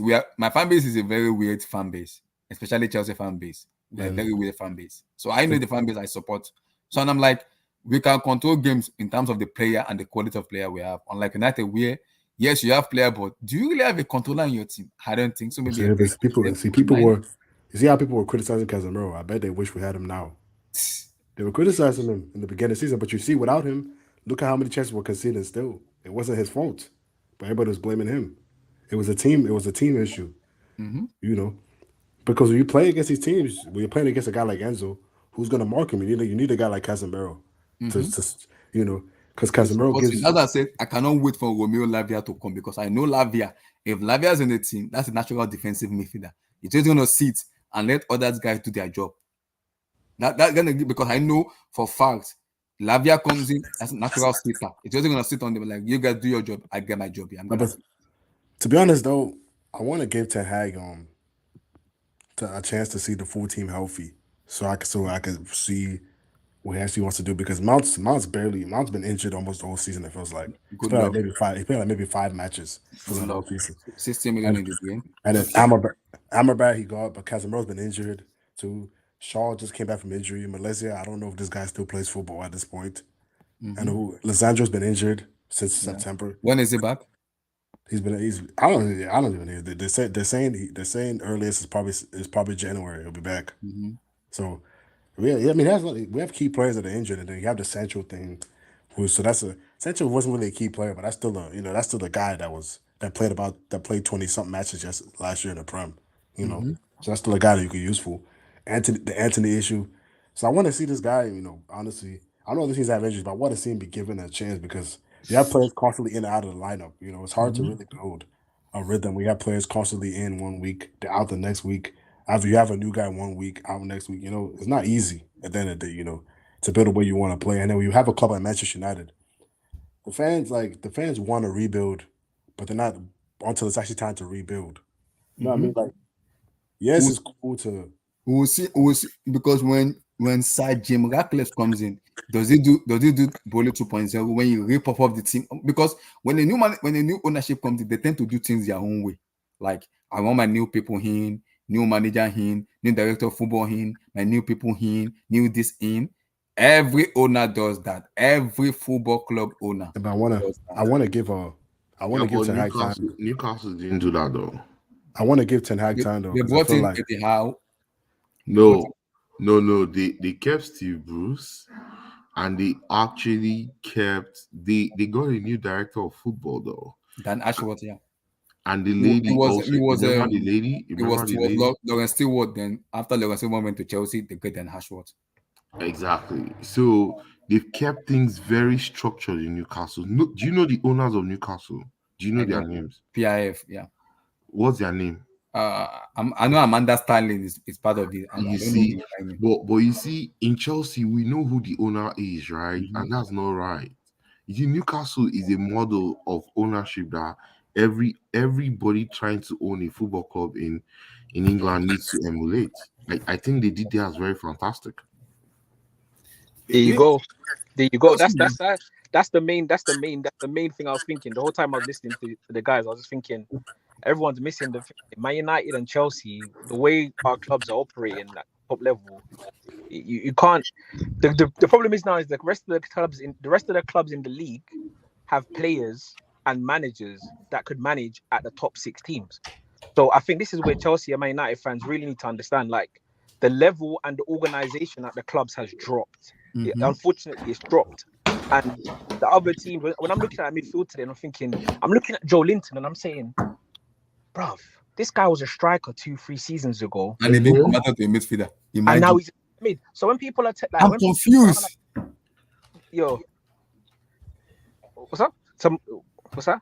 No, go ahead. I'm like, because I'm confused because he was a striker before. Then when they had the out teams in and they are converted to a midfielder, I'm like, what the heck? And the guy, And I'm looking at the guy guy. is not just a midfielder; he's a bullish midfielder. He's a bully. He's controlling the midfield, and I'm thinking to myself, Chai, like this guy. The guy say Chai. This guy will walk into our team. So I'm looking at things and I'm thinking, and I've been saying it for the last couple of years, to be honest. I'm not being naive. I'm not thinking Chelsea have a divine right, or any teams at Man United have a divine right just to be top 4, top 6, top 8. Mm-hmm. You have to earn every single thing that you get. And I think this basic of football, Chelsea, and I can speak for Chelsea. I don't know about Man United too much. When I watch them, I can tell they don't have it as well. They don't have that level, and I don't know if it's because they've got bankers in their boardroom. They got Richard Arnold and they had Ed Woodward before, or these guys who don't know about football, there to just do profits. And you can look at the same thing now towards where we're going in that direction, where it's all about PR and controlling the narrative and getting profitability. Yeah, and let me. The essence of football is dying out. The essence of football is going. Yeah, I think Cruz. I think the two clubs are in two different buckets, right? I won't put them going through the same. No, I think they're both going through different cycles in their ownership, right? Mm-hmm. I'll first start with Manchester United. I think for Manchester United, first things first, Ten Hag has surprised me as a Manchester United coach. I'm so sorry. Maybe I rated him so highly because I watch his Ajax teams, and I saw what they did, and I watch football. I watch football like crazy. So I'm surprised that this is a Manchester United team in the second year with Ten Hag, and I still don't see a structural pattern when they have the ball, when they lose the ball, how they are going to win the ball, their passing patterns, and all I just see is once they get the ball, they loop it up to the guys out on the wide side to do magic, right? And against a very well structured team, especially those in the top half of the table, you won't see success. Let me just give you a fun fact. Manchester United has not beaten a top 8 team in the Premier League away from home in 2 seasons. That's scary. The last one was 3-0 against Tottenham. 2021. That was 2021. That was a long time ago. 2021, yeah. That was the last one. That was a long time ago. 2 years ago. Yes. Meanwhile, we have a team in Newcastle who have lost only 2 games in St. James Park for the past 2 seasons. The last time they lost at St. James Park was not this season. It was early this year.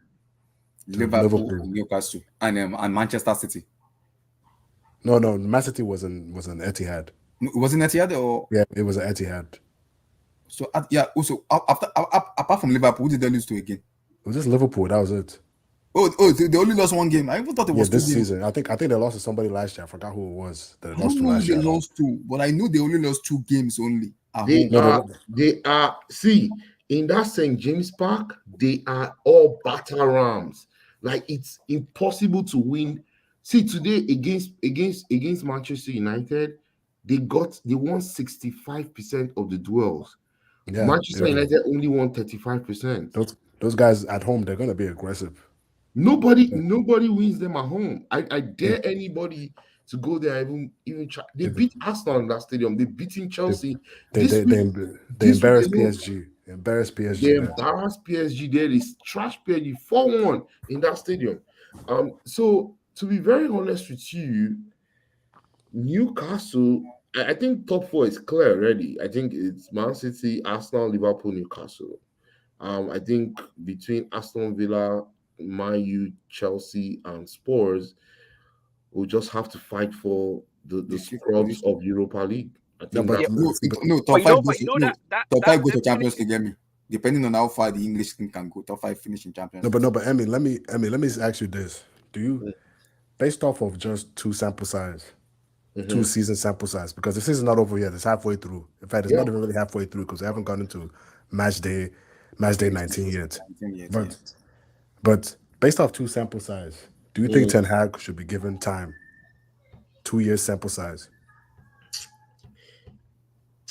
To be very honest with you, no. You don't think so?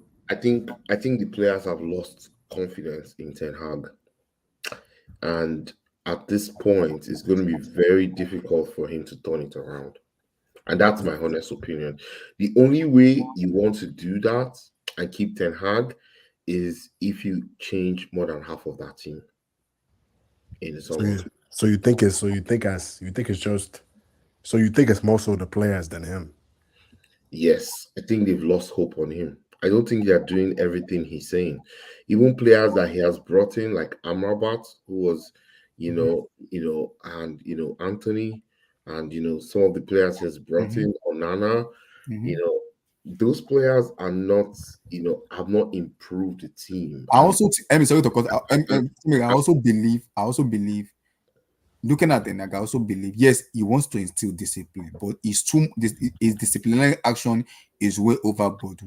I don't think it's over. Wait, because sometimes he discipline players, and sometimes I'm like, let go. I'm like, if the player is misbehaving, discipline is the same way you're gonna discipline the first person. Discipline that same person. So everybody will know everybody's on equal part. If I do something wrong, I'm gonna get the same battering as the other guy. So they're gonna fix up.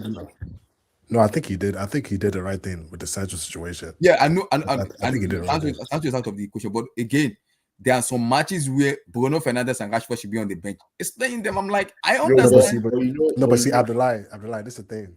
This is the thing with Bruno and Rashford. Those are your match winners. Exactly. Who comes in for them? So if you bench them, guys have been winning him points. Remember, one of them needs to sit on the bench. There's also you can't bench them. There's also an argument that Ten Hag, 75% of Ten Hag's points have come from teams in the second half of the table. Yeah, and also last year, the lower half. The thing with last year is we were very good at home last year. We didn't lose at home last year. But this year it's been different. Yeah, because remember the only loss we had at home in the league was the very first game to Brighton. Yes. And that's really why we were so good last year, because we had at home we didn't lose there. Like last year was like, if you come to Old Trafford, you're going to lose or get a draw. Like it's like how St. James Park is in this year, but this year our home form has dropped drastically. Yeah, but what I was saying, but Emmy, what I was saying is why I think it's quite similar is because if you think they've bought, for example, look in the summer, they had a chance to sell McTominay and Maguire, right? And they didn't make that decision based on, I don't know what it was, finances. Yeah, they couldn't sell them because their book value was higher than their market value. Maguire didn't want to leave. Maguire didn't accept. Yeah, and also Maguire, the club that was coming from, if it was Bayern Munich coming from Maguire, but they turned down 35 million from West Ham for McTominay. Yes, because McTominay didn't want to leave too. Yeah, but he doesn't book value. He was an academy player. Yeah, no, but I think it has something to do with it. No, I think it's because you have to have a certain number of homegrown players. I think that's why. And that's what I was going to go to. And I think even with the Mount signing, because basically, look, he wanted. If you think about the players that he wanted when he came in, he wanted Kim Min-jae, he wanted Frankie Ding Dong. Yeah, Frankie De Jong. He wanted all these players, and I just get a similar vibe. And when I think he made a tongue-in-cheek comment, man. When he said, "I can't play like Ajax," I was like, "It's over." But I don't think. Yeah, but people took that too literally. I don't think that's what he means. I think he's sending the message to the fans and to the board.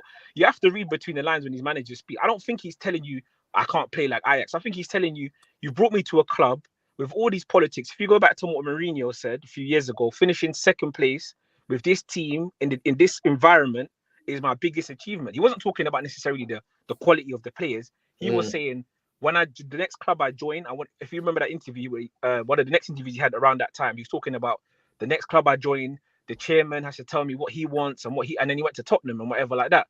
So I think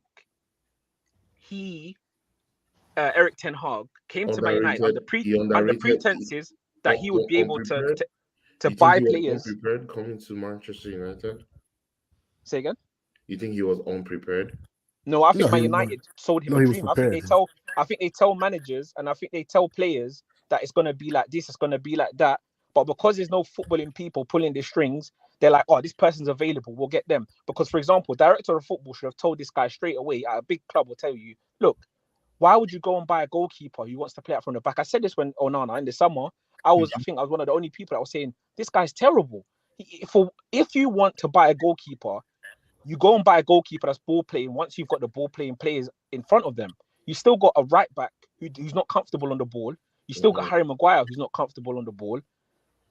You won't allow him to get money. You go and get Johnny Evans. So I'm not defending Ten Hag. I think he's made some serious errors, but I think if you look at the way the squad planning has been and the way the Man United is run as a club, it's awful. Like, look at the left back situation. They couldn't get Cucurella because they didn't want to pay the money till the end of the season. So then they got Reguilon. Of course, he didn't want no Reguilon.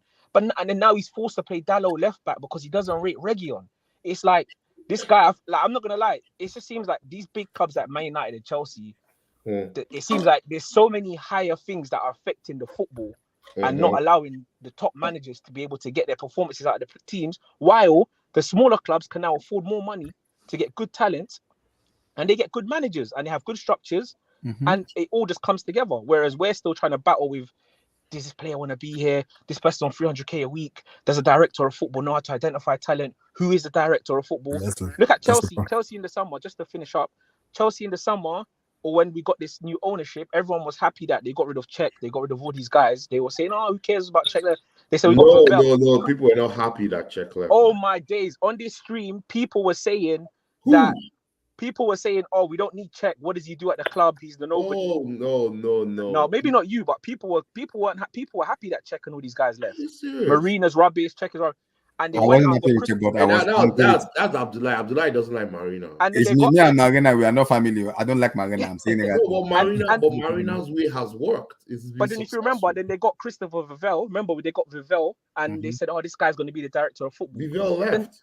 Then he left, and nobody said anything. Everyone's just accepting all these little things, and it just shows me that the footballing structure or the hierarchy at the club, there's lots of things. Same thing at Man United. The Ed Woodward, Richard Arnold. There seems to be these inconsistencies with football and the ethos of the team, and you can see on the pitch doesn't lie. Chelsea are so up and down, and it reflects what's going on off the pitch as well. So I just think that's Man United's biggest problem. I think it's off the pitch. I think Ten Hag can't get a settled 11, a settled team. I know somebody signed is going to say he bought Mount, he bought Malacia, he bought again. I'm not defending. Made some very but cool. But to be fair to him, because this is the question now. We're talking about the kind of players now. Looking at the picture they have right now, it's gonna be difficult for them to even compete against those big teams because we can blame Onana this, we can blame players this. We have to look at the managers too. I already say it. You can't be Bayern Munich in Old Trafford. Forget about it. You cannot. No. But like I said already, right? Abdullah, why? Abdullah, if he gets his tactics right, why can't we? You can't be Bayern. Even if you get his tactics right. The problem is the defense is not great. You have franchise. The problem is even if you get the tactics right, the players he has doesn't understand. No, see, Abdullah, we gotta stop giving. These players are good enough for you to be able to beat Bayern Munich at home. Like, these are international. These are guys playing. Playing for the international. When Bruno plays for Portugal, it looks like when Bruno plays for Portugal, it looks like one of the best midfielders in Europe. Let me ask you this question. Have you seen your players' numbers in defensive action? No, but see, when these are international players, how come when they go for international, they look like world-class players? Where? Like who? Okay, Chime, you said like who? I said like Chime, you said the same thing. You see how cooked they're like Chime, I have the same issue as the Chelsea fan base where people start having that conversation with her. Bruno Fernandes in Portugal is different than United. He looks like one of the best midfielders in Europe. The best of Portugal. Same thing with Enzo Fernandez. Same thing with Enzo Fernandez. If Enzo goes to Argentina, he looks like a world-class player where he dominates. Enzo dominates that Argentina team and he play very well. But when it comes to Chelsea, he looks like a trash player. Let me just clear this Bruno Fernandes crap. That guy is not top 10 in Europe, not even top 20. Relax. No, I can stop, count stop, 10. stop. I'll take him. I'll take him count in a 10. heartbeat. I'll take him in a I'll heartbeat. count Oh, 10 stop. midfielders in disagree. Europe No. that are better I said this for 2 years. than Bruno Fernandes. No. No, I disagree. Abdullahi, I'll count 10. Okay, Emmy, Start but and Emmy, I but Emmy. doesn't like. Let No, me- I disagree. wait, Okay. You don't rate Bruno, yeah, that's fine. But this is what people that tell me one player in our squad that you can compare to have that individual brilliance like Bruno. Tell me. Chelsea and Man U are the same. I'm talking of top. See, right now, let me tell you something. Right Listen, now, listen. Who's Right, the welcome back. listen? Yeah. Abdullahi, Yeah, let me ask you a question. Okay, Abdullahi, go let ahead. me ask you a question. Go ahead. Who is a better player, Mhm. Bruno Fernandes or Enzo? Bruno Fernandes for me. Exactly. I don't Who is a know, some better of them flower? are too- See, Who is a better one? I'm talking. Who's I'm a better talking of- player? I'm Bruno talking of- I'm Fernandes. talking- Who is a better player? Hold on. Mhm. Go Who ahead. is a better player, Bruno Fernandes or Declan Rice? They don't Better play the player same way, between Bruno Fernandes and Declan Rice for me. I'm Yes. gonna say I'll say Bruno I don't know why. because Bruno give me more than Declan Rice Listen, in terms of creativity See, and goal scoring. Abdullah, Anybody let's end that the doesn't respect Bruno Fernandes and his skill set is approaching this game with very narrow-minded Wait, understanding. guys, can you compare Bruno Fernandes and Odegaard? Bruno is yes, I can. 29. I No, can. no, are you kidding me? I can. Bruno is Bruno's 29. Wait, who Bruno's is clear, better, Odegaard, Bruno man. Fernandes or Odegaard? Bruno Fernandes. Okay, Bruno. I'll Bruno go for Fernandes. Bruno. Stop. Bruno is the highest output midfielder in the last Go for since he's Bruno. been in I the don't league. need Bruno. Bruno is a God. blast. You're on your own. If you don't Bruno know, is you're on your own. Bruno is You guys 29. put Bruno Fernandes over Odegaard? Yes. No, I but will- Bruno's better than Bruno, Odegaard, man. guys, you but guys- Bruno is 29. You're No, giving no, Odegaard Emmy. credit. Listen, I'm sorry. Emmy, the I'm only reason sorry. you're giving No, Odegaard I credit, will Wait, take Odegaard any Of day. right? over Emmy, let me ask you a Bruno is- question. Bruno is Odegaard, 29. it doesn't matter I know- to whether I he's know I've been 45. 29. I don't care. His skill set is So how can limited. Emmy, let me ask you a how question. can you be Wait, Emmy, comparing? How can you Emmy, be comparing a 29-year-old midfielder with a 22-year-old Who told you 22-year-old? Odegaard is 22? Odegaard is 24. No, but 24. Emmy, look at Emmy. Let's It's compare still, Bruno it's still a Odegaard. massive gap. No, when it comes to Odegaard is midfield. better than Bruno. Come on. I don't think so. No, no, Who Emmy, told you? Emmy, Who told you that? I Who don't told think you No, so. that? Emmy, Ah, Emmy, no. Emmy, Who let me told ask you you a that? question. Okay, let me Odegaard- ask a Emmy's question. Let me No, ask I a think the question. Chimere, but Emmy's top. No, Emmy, let me ask you a If question. Bruno was Emmy, in Arsenal, let me ask you a will he question. start? 100%. Of course. What are you talking about? Start. What are you talking Chicken. about? Yeah, Move on. Let's move on from this discussion. Who will No, bench? Emmy, let me ask you, Emmy. Are you serious? Who is asking that No, question? Emmy, let me ask you a Who will question. he bro. bench now? Chimere, let me go ahead. No, wait, Chimere, I go can't ahead. believe Emmy, this, man. I Emmy, can't let me Declan ask Rice, you- Odegaard, and Bruno. What? Emmy, let me ask you. Let me tell you why I'm Emmy, taking respect Bruno. yourself, man. Let me tell you why I'm taking. Let me tell you why I'm taking. Who is Bruno asking over that Odegaard. question? Hold on. Hold on, Chimere, go ahead. Let me tell you why I'm taking Bruno over Odegaard any day. Bruno has way more output than Odegaard. Way more output What? when it comes to assisting, expected assist, Goal creativity. scoring. No, Bruno has Chimere, way let me more. help you. Chimere, let me And help you. also, wait, hold on. Go. Also, when you look at one thing, the game. look at the work Bruno rate doesn't of control Bruno. the Look game, at the though. work rate. No, Chimere, you're talking. No, you're going too far. Listen, the reason Bruno is better than Odegaard, Bruno is a dog.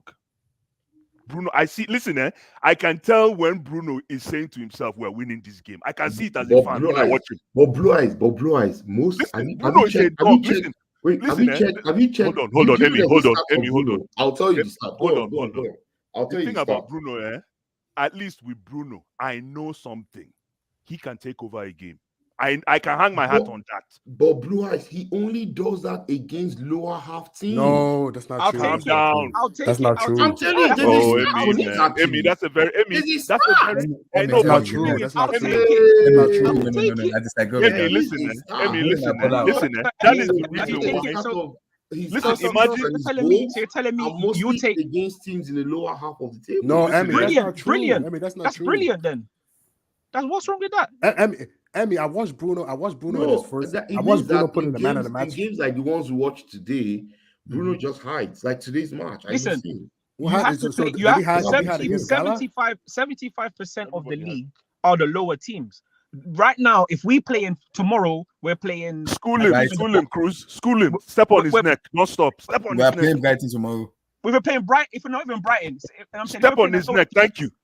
If we're playing a lower team, 75%. Take that number, Amy. 75% of the team. No, but even then, that's not true. Bruno showed up in many big games. I can't. No, I can't. I know that, Tell but me an even iconic if big it is game true, even that if it Bruno is true, actually owned, and I was like, and everybody was like, "Wow, this guy's." When last? did you not see Galatasaray? The guy picked up the ball. Braj! When was the last time Chelsea had a player that can do that?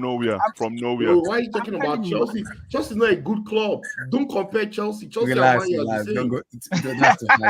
No, we're not the same. We're not the same. We're not the same. We're not the same, but relax. I get it, bro. Chelsea's playing Man on Wednesday. There's no ball. We'll do a preview tomorrow. Don't worry. No, Abdullah, you guys are saying we're not the same. We're not the same club, yeah. But you need to understand our biggest problem now is having the ball. Everyone keeps saying we can't finish. We have no tactics to beat low blocks. When you have a Bruno on your team, it's grenade football. Right, yes. bang. You know that. Bam. Go. Game over. I'm not the biggest fan of Bruno Fernandes. One second. What was Hazard? What was people like Hazard? What was people like Fabregas? These were one moment against Burnley, over the top, Andre Schürrle, 1-0. Game over. This was Hazard, 3-4 people. Can I ask you a question? In the Premier League, what happened to Bruno Fernandes today? The whole team. The whole team. No, not the whole team.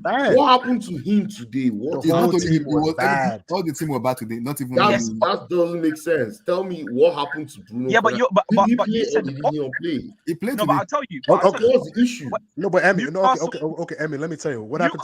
Newcastle aren't a bottom half team. Newcastle are top 4. They finished top 4. So are you saying that against top 4 teams? No, Emmy. Emmy, don't bring out yourself like this. What happened last year? What are you doing? Emmy, don't bring out yourself like this. No, Emmy, what happened last year? I like logic. I'm a logic person. No, but Emmy, what you're saying is not logical. So you're saying today against Newcastle, it was because of one game. No, Emmy. Because of one game, we're going to now prosecute. No, but Emmy, let me ask you a question. Did you watch Bruno? Did you watch Bruno last year? Did you watch Bruno last year versus Arsenal? Emmy, why don't you tell us how Conor Gallagher is doing? Versus Chelsea, versus Barcelona? Did you watch him in those matches? You're the one that was prosecuting Conor Gallagher last season. Let's be true that you're your team right now. This Bruno Fernandes, to me, I don't know. We're not going to give you a chance with this one. Because today, let me tell you someone that owned him today. Bruno Guimaraes was the real Bruno today. No, but he's a good player. Bruno Guimaraes is a good player. I mean, Bruno owned him. At some point, I was like, who is the real Bruno? That's why I asked my friend. Bruno Guimaraes is different players. Emmy, are you taking Conor Gallagher or are you taking Bruno tomorrow if you could play a game? No, I mean, let me ask you a question. If Bruno walks into your team, of course he will. If Bruno comes to your team, there's only one player. Bruno, man. Bruno Guimaraes. Go ahead. Bruno would be. Emmy, Bruno would be your best player. Bruno would be your best player. Emmy, Bruno would be your best player if he walks into automatically. 100%. Of course, because Chelsea's crap. No, it's not. No, it's not just man. That's not why. He makes us better. He makes us better. Makes your team better. He makes us better. I'm going to be honest. I'm going to be honest. I'm not a Bruno Fernandes. Should I ask you a question? He makes us better. He makes Chelsea better. But can Chelsea get top 4 with Bruno Fernandes? Yeah, why not? Absolutely. Why not? I don't think so. Man United finished top 4 last season. Oh, but where are they this season? You can't. No, but you're different now. This season, what's going on? Did Bruno lose his toes? Emmy, doing coffee today or tea? Oh, no. Because I had enough of Bruno Fernandes. I came from another group where people were talking about Bruno. I was like, okay, let me watch him. Emmy. I took time to watch this guy today against Newcastle. Oh, this is the only. Oh, that's why. Oh no, hold on. Let me say something. Let me sit down and watch this guy because this is the reason why Emmy is the past 7 matches. Emmy, this is the reason why. Hold on. Playing teams. This is the reason why Emmy. This is the reason why Emmy doesn't know anything about. He'll see him Wednesday. You started watching him today. You started watching. I really started watching. No, you don't know anything about Bruno. Yeah. I really started watching. Emmy, in as much as I don't rate Bruno that highly, that guy can play. Relax. Bro, Abdullah, if you take Bruno, because you know what angered me today with this Bruno gist. If you take Emmy actually told me that all Chelsea players, all Chelsea midfielders need to look up to Bruno as their model. I was like, what? Absolutely. Absolutely. No. They should be I taking will take that. notes. If They should Chelsea, be taking if notes. Chelsea, if Chelsea players want to win the league, which is where Yes. they should be aiming to, They should be they looking need at to be Bruno. looking at people like Bernardo Silva. Oh, story. Amy, do you- No, they should be looking at Zidane. I see what Guys, you're doing. let's move on. What? Bernardo Silva is now Zidane. Abdul and them Blue Eyes. No, No, quick take on Abdul and Blue Eyes. Come on. No, but Abdul first. does Amy know how many games Bruno has won for us this year? A lot. By last minute goals. A Pure lot. brilliant strike. Against who now? Chimere. It doesn't matter. Those are crucial games. Those are Against the ones that we Luton lost. Town. Against Bournemouth. Against Burnley. Blue Eye, Emmy, we I'm we telling lost. you now, we're beating we lost to Bournemouth at those home people if we had Bruno. We lost to Nottingham Forest at home. You know. Okay, against We lost to Nottingham Forest, Brentford. like, those are the teams that No, Bruno showed Emmy, up we against. lost to West Ham, Nottingham Forest, Brentford. We lost to them. What You about have the to World player Cup? like Bruno Fernandes in your team. Those Emmy, losses what will about not the happen World Cup? because it's an Abdullahi, individual player. okay, let me ask you guys a question. Why Okay. didn't Bruno help Manchester United beat Galatasaray or Copenhagen? He scored a goal. He scored wonder a goal, Blue. He scored a He wonder scored goal. a goal. Well, okay, It's collective. It's a collective oh. error. Not only one player. It's a collective. It wasn't error. collective. It was Onana. It was Onana. That was it. And It was he Onana. scored a Collective wonder error. goal. He scored a wonder goal. Bruno You got- Fernandes scored a you gotta world-class support goal the brother. You against gotta support the brother. Galatasaray. I even assisted. He scored an assist. Garnacho and he's scared. He scored an assist. See, people. I'm not a big fan of Bruno Fernandes, but when people have it, I'm like, relax, man. Bro, Abdullahi, if you How take to Bruno play. off, if you take Bruno off, Abdullahi, there's nothing you guys will sell to me about Bruno. He's in a No, but, he's the club captain of wait, a team. Emmy, you're a that's World Cup bottom guy, of right? the Champions League. Wait, team. Emmy, you're a World Cup guy, right? Did you watch Yeah. Bruno during the last World Cup? Oh yeah, he played well in the World Cup. Yeah, he's Apart from Portugal's when he best got player. to Morocco, Unai showed him in that match. No, but he was Portugal's best player in that World Cup. There's no doubt. Yeah. So guys, But when they played Morocco, Man United having one of their worst seasons, and they're still about. I think they're six or so points still ahead of us. yes. And Bruno is the reason why they are. I'm telling you, he's probably the difference alone why they're 6 points ahead of us. If you take him off, United? if you take him off the team has nothing, no imagination. Oh, Zero. come on, man. Yeah. It's not that serious. Man United without Bruno is Chelsea. Emmy, there's a reason why Bruno plays every match. And let me say something reason here why. that you guys missed. Let me say something here that you guys missed on the technical front, because I see you guys are trying to be too philosophical here. If you look, let me just say something here.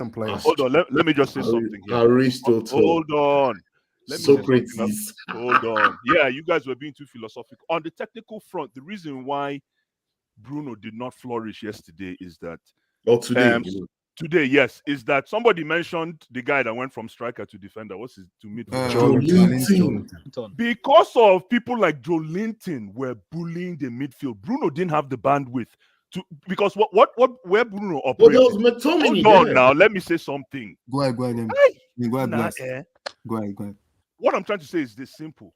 There were no midfielders on the Man U side that were attacking the Newcastle midfielders. You understand? They were too comfortable. So Bruno couldn't operate. And the way Bruno operates is when his peers, so when his DMs are attacking with him, it opens pockets for him to find those grenade shots that that Cruz is talking about. Let me ask you, Blue Eyes. Let me ask you Yes, this question. yes. So today's match, right? I'm listening. Okay, now we are listening. No, see, It better be technical. I don't want to talk about positivity. No, Listen, I want to talk about let me ask you. football. So what you just said was, yes, Bruno did not have the physical attributes from his other. No, that's not what I said. Listen, let me explain myself. You see, that's the problem. Lost in translation, 101. What I said is this. The way Bruno flourishes is that he plays with midfielders that will also attack with him. So, for example, if Mason Mount is in form, and I know I'm a Mount guy, if Mason Mount is in form, right, it forces that Brazilian, what's his name? Antonio. What's the Brazilian? Joelinton. Joelinton, thank you, Cruz. It forces Joelinton to defend. So it presses him back. Joelinton, Of course, no, because Mason Mount will punish you. Someone like Mason Mount, if you don't defend him, he will punish you. Even though he's having a bad day, he can shoot from far. Today they played. But today, listen, these guys were able to set in front of the Man U midfield. There was nothing Man U midfield could do. Why? That was a masterclass. It was a masterclass on the part of Eddie Howe. Should I tell you something? So what you just said is good, makes sense totally to me. let's Do you talk about. understand, though? Yes, I understand. So let's talk about the three midfielders on each side. Yes. Newcastle had Guimaraes, Joelinton, and a guy called Miley. On the Top player, Manchester top United, prospect, 18-year-old. top prospect. on the Manchester United side, they had McTominay, Bruno Fernandes, and a guy called Mino. Yes. So Mino and Miley. At the end of the day, the Newcastle midfield controlled the game. Why? Absolutely. Why? Absolutely. Because of Ten Hag. Oh no, that doesn't make sense. Come on. No, Ten Hag. It's 3 versus 3. Ten Hag got it wrong today. How? Ten Hag should have played with midfielders that attack. I'm telling No, you. he should, no. This is the Could kind have of had a match. double Where, pivot, no, He was too careful. Ten Hag was too careful today, and he got no. punished. This is the kind of match where you take a McTominay off. You play a guy like Amrabat. No, you don't know anything about Amrabat. Amrabat just joined you guys. What are you talking about? No, What, I'm you're talking talking about. I'm talking about the kind of profile he is. I'm not talking about him. I'm talking about the profile. You need somebody who's going to slow the game down a little bit, keep the ball. Not to Jimmy, just say what I want to say. You need someone to control the ball. You need someone to control the game. Let me ask you guys a question. Speaking of Amrabat, I remember some people here were twerking for Amrabat. I love Amrabat still. Amrabat is in the wrong team. He's in the wrong team. No, but Blue Eyes. Put Amrabat. Blue Eyes is me. Put Amrabat in Brighton, you go see flourish ball. Hey, why you want to bring him to us? He's a Brighton guy. Why do you want to bring him to us? Abdul and them See Blue my Eyes. problem with you. Your quick take on them. Man United. No, you can't bring Let's him move on. to Let's move Chelsea. on. You already have so Abdul, many players like quick. your brother. United, Newcastle, Ten Hag, Rashford, and United. Your take. Abdul, go ahead. Abdul, microphone, mic. Test mic. Abdul. Hello. Yeah, I'm here. Your take on United United Newcastle, Ten Hag, Marcus Rashford, what's going on? I'll just make a few points because I actually didn't see the game. But what I would say is I liked what somebody said earlier on. I think it was Tom where he said if he was Man United, he would do exactly what Chelsea wants to do. So sorry, he would do exactly what Chelsea did, which is just to change the entire squad wholesale in one at a go. So, but I believe that's what Man United are trying to do. But what Chelsea did in one summer or in 2 windows, Man United are trying to do it maybe like over 3 or 4 windows. So you gotta give respect to what Chelsea's done. And I believe that's what Ten Hag wants to do. But he wants to do the transaction. I mean, he wants the transition to be a little bit seamless, where he doesn't do the whole change at a go or as a wholesale. So, and I believe he's going to get there because I have a feeling they are going to give him time to do that at the club. I believe he's still going to be there, except something drastic happens in terms of the result. Abdul, I'm telling you right now, they will go to Anfield and they will get destroyed. Continue. No. Except there's a massive downturn in the result. Ten Hag is still going to be there at least till the end of this season. I doubt it, but we'll And see. then anything can happen afterwards. A lot of the players you need to show the door to a lot of the players a lot, and you don't have to. They shouldn't be sentimental about it. If they're really serious about where they're going to or where they're heading as a club, they need to look at the entire team holistically and look at it with non-sentiment or with no bias. Players like Rashford, I believe players like Rashford should have been shown the door maybe like 2 seasons ago. To me, Rashford is just like a head boy, who is always part of the team, not because he can play, but because he's part of the establishment or institution. And a whole lot of other players needs to be shown the door. They need to upgrade seriously, on a serious note. That's all I can say about Man U and the manager. I don't know why people are too surprised, really, or maybe people are just mentioning it about Newcastle before the World Cup. If you guys can remember, before the last World Cup, we were all saying Newcastle was a good team, and maybe they are just one or two players, or maybe one striker and another quality player away from maybe like challenging from the league. So personally, I'm not surprised what they are doing. The philosophy, the thing is, we all know that they're a good team, but people are not really. People tend to ignore the approach or the philosophy of Newcastle. In that, what they are doing is they're trying to build a successful team by accumulating unbeaten runs, because it's more difficult to accumulate consecutive wins. Only Man City and maybe Liverpool I know can do that, where they can go maybe like 7, 8, 9 games and win everything. But what Newcastle is trying to do is they're going to build their success based on unbeaten runs, and we know they can do it. Newcastle is the only team I know in the league that can go maybe 8 games without losing any. They might draw some, or they might even draw more than they win, but they can go by with long number of games without actually losing. And that was what I was thinking Portugal do this season.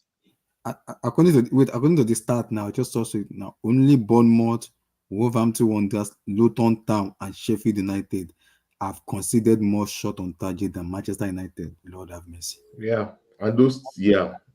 Manchester I have United a question for Abdul when you're finished. 214 shots this season. Bournemouth, Wolves, Luton, Hang on only now. those two teams. Yeah. I don't know why you're surprised, because you will have seen that it's so obvious Man United are yet to be a stable team. They're a very unstable team. So they can go tomorrow and lose against maybe like a Wolves 3-0, and then go to Man City and get an impressive result.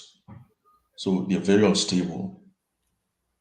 So I don't know what Ten Hag is going to do, because to be honest with you, this last summer, me in particular, have been a little bit disappointed with some of the players he's brought in, considering he's a guy that comes from the Ajax establishment. I was expecting him to bring in, players that are a little bit more impressive than what I've seen. So I don't know. Maybe there's going to be much improvement in terms of where they get to or what they do this season compared to last season. That's the problem Ten Hag is going to have. If all those players he has brought in and the money he has spent, he's been a little bit more strategic about it, or brought in players that were a little bit more aggressive, or that play with more intensity, the team would have looked totally different from last season. Even if it was like maybe like 2 or 3 additions, and those additions were significantly different in terms of the quality. Yeah. They would have been a totally different team. But some of the players he brought in, I wasn't expecting him in particular to bring in those players. And he spent a lot of money bringing in those players. So He spent close to I don't think he'll make much difference Wait, to what they are. just to hold Abdul. Wait, just one second. How many goals has their striker scored? In the Premier League 0, in the Champions League 5. Which striker? Rasmus H. Manchester United striker. Rasmus H. Rasmus H. Rasmus No, H. but hold on, Abdullah, hold on now. This is how you jump the thing. He said as their striker. He didn't mention any particular striker. Okay. No, the Manchester United striker. That's exactly the guy they just bought him for 75. But he scored. Number one, he's like just 18 or 19 years old. No, he's 20. Yeah, what's the difference? 18, 19, 20. What's the difference? He scored. But He he bought scored. him for a lot of money, though. Yeah, but he's still a youngster. That's what I'm trying to emphasize. He scored like 5 goals, and he was like, he didn't start immediately because he was out injured for a while. So, but you could tell, well, to me, and from other people's comments, you could tell he has a real striker quality. And this is the beginning of December. I'm sure he will score. If he scored 5, I'm sure he can still score like No, 10 that more was goals. that was in the Champions League. He has not scored in the Premier League yet. Forget about where he scored. All his contribution, isn't it? So If he has, if you see, if after 10 games a striker has not scored no, a goal, what I am saying is, Emmy, you cannot. You see, this is where football is difficult. People, you you have to always put things in context most of the time. That is where the difficulty of football is. You have to always put things in context. He's not a seasoned professional. He's not a seasoned striker. So you cannot just say give us, if he doesn't give us 18 league goals, then he is a flop. at least Abdul, let him score one. No. He's just starting his career. If this guy, everyhow, if he can bring in like 15 goals in one season, that's a fantastic start for somebody who's like 20 playing for like a Man United. Bro, How many games has he played in his life? After 14 games, he has only scored 0. So No, you no, have but 24 what I'm games saying to go. that is You're what telling I'm me that in is what I'm 24 saying. That is in what I'm 24 saying. games, That is what I'm saying. so are you telling me in 24 No, games you'll score up to 5? I don't think so. Emmy. Emmy. That is what I'm saying. In football, you have to be very careful because you have to look at this in context. But even then, you have to be very careful because people can always look at multiple, context from to paint something negative, and use another context to paint it positive. Yeah. So you are saying like, 14 goals, he hasn't scored anything. That'll make him look very bad.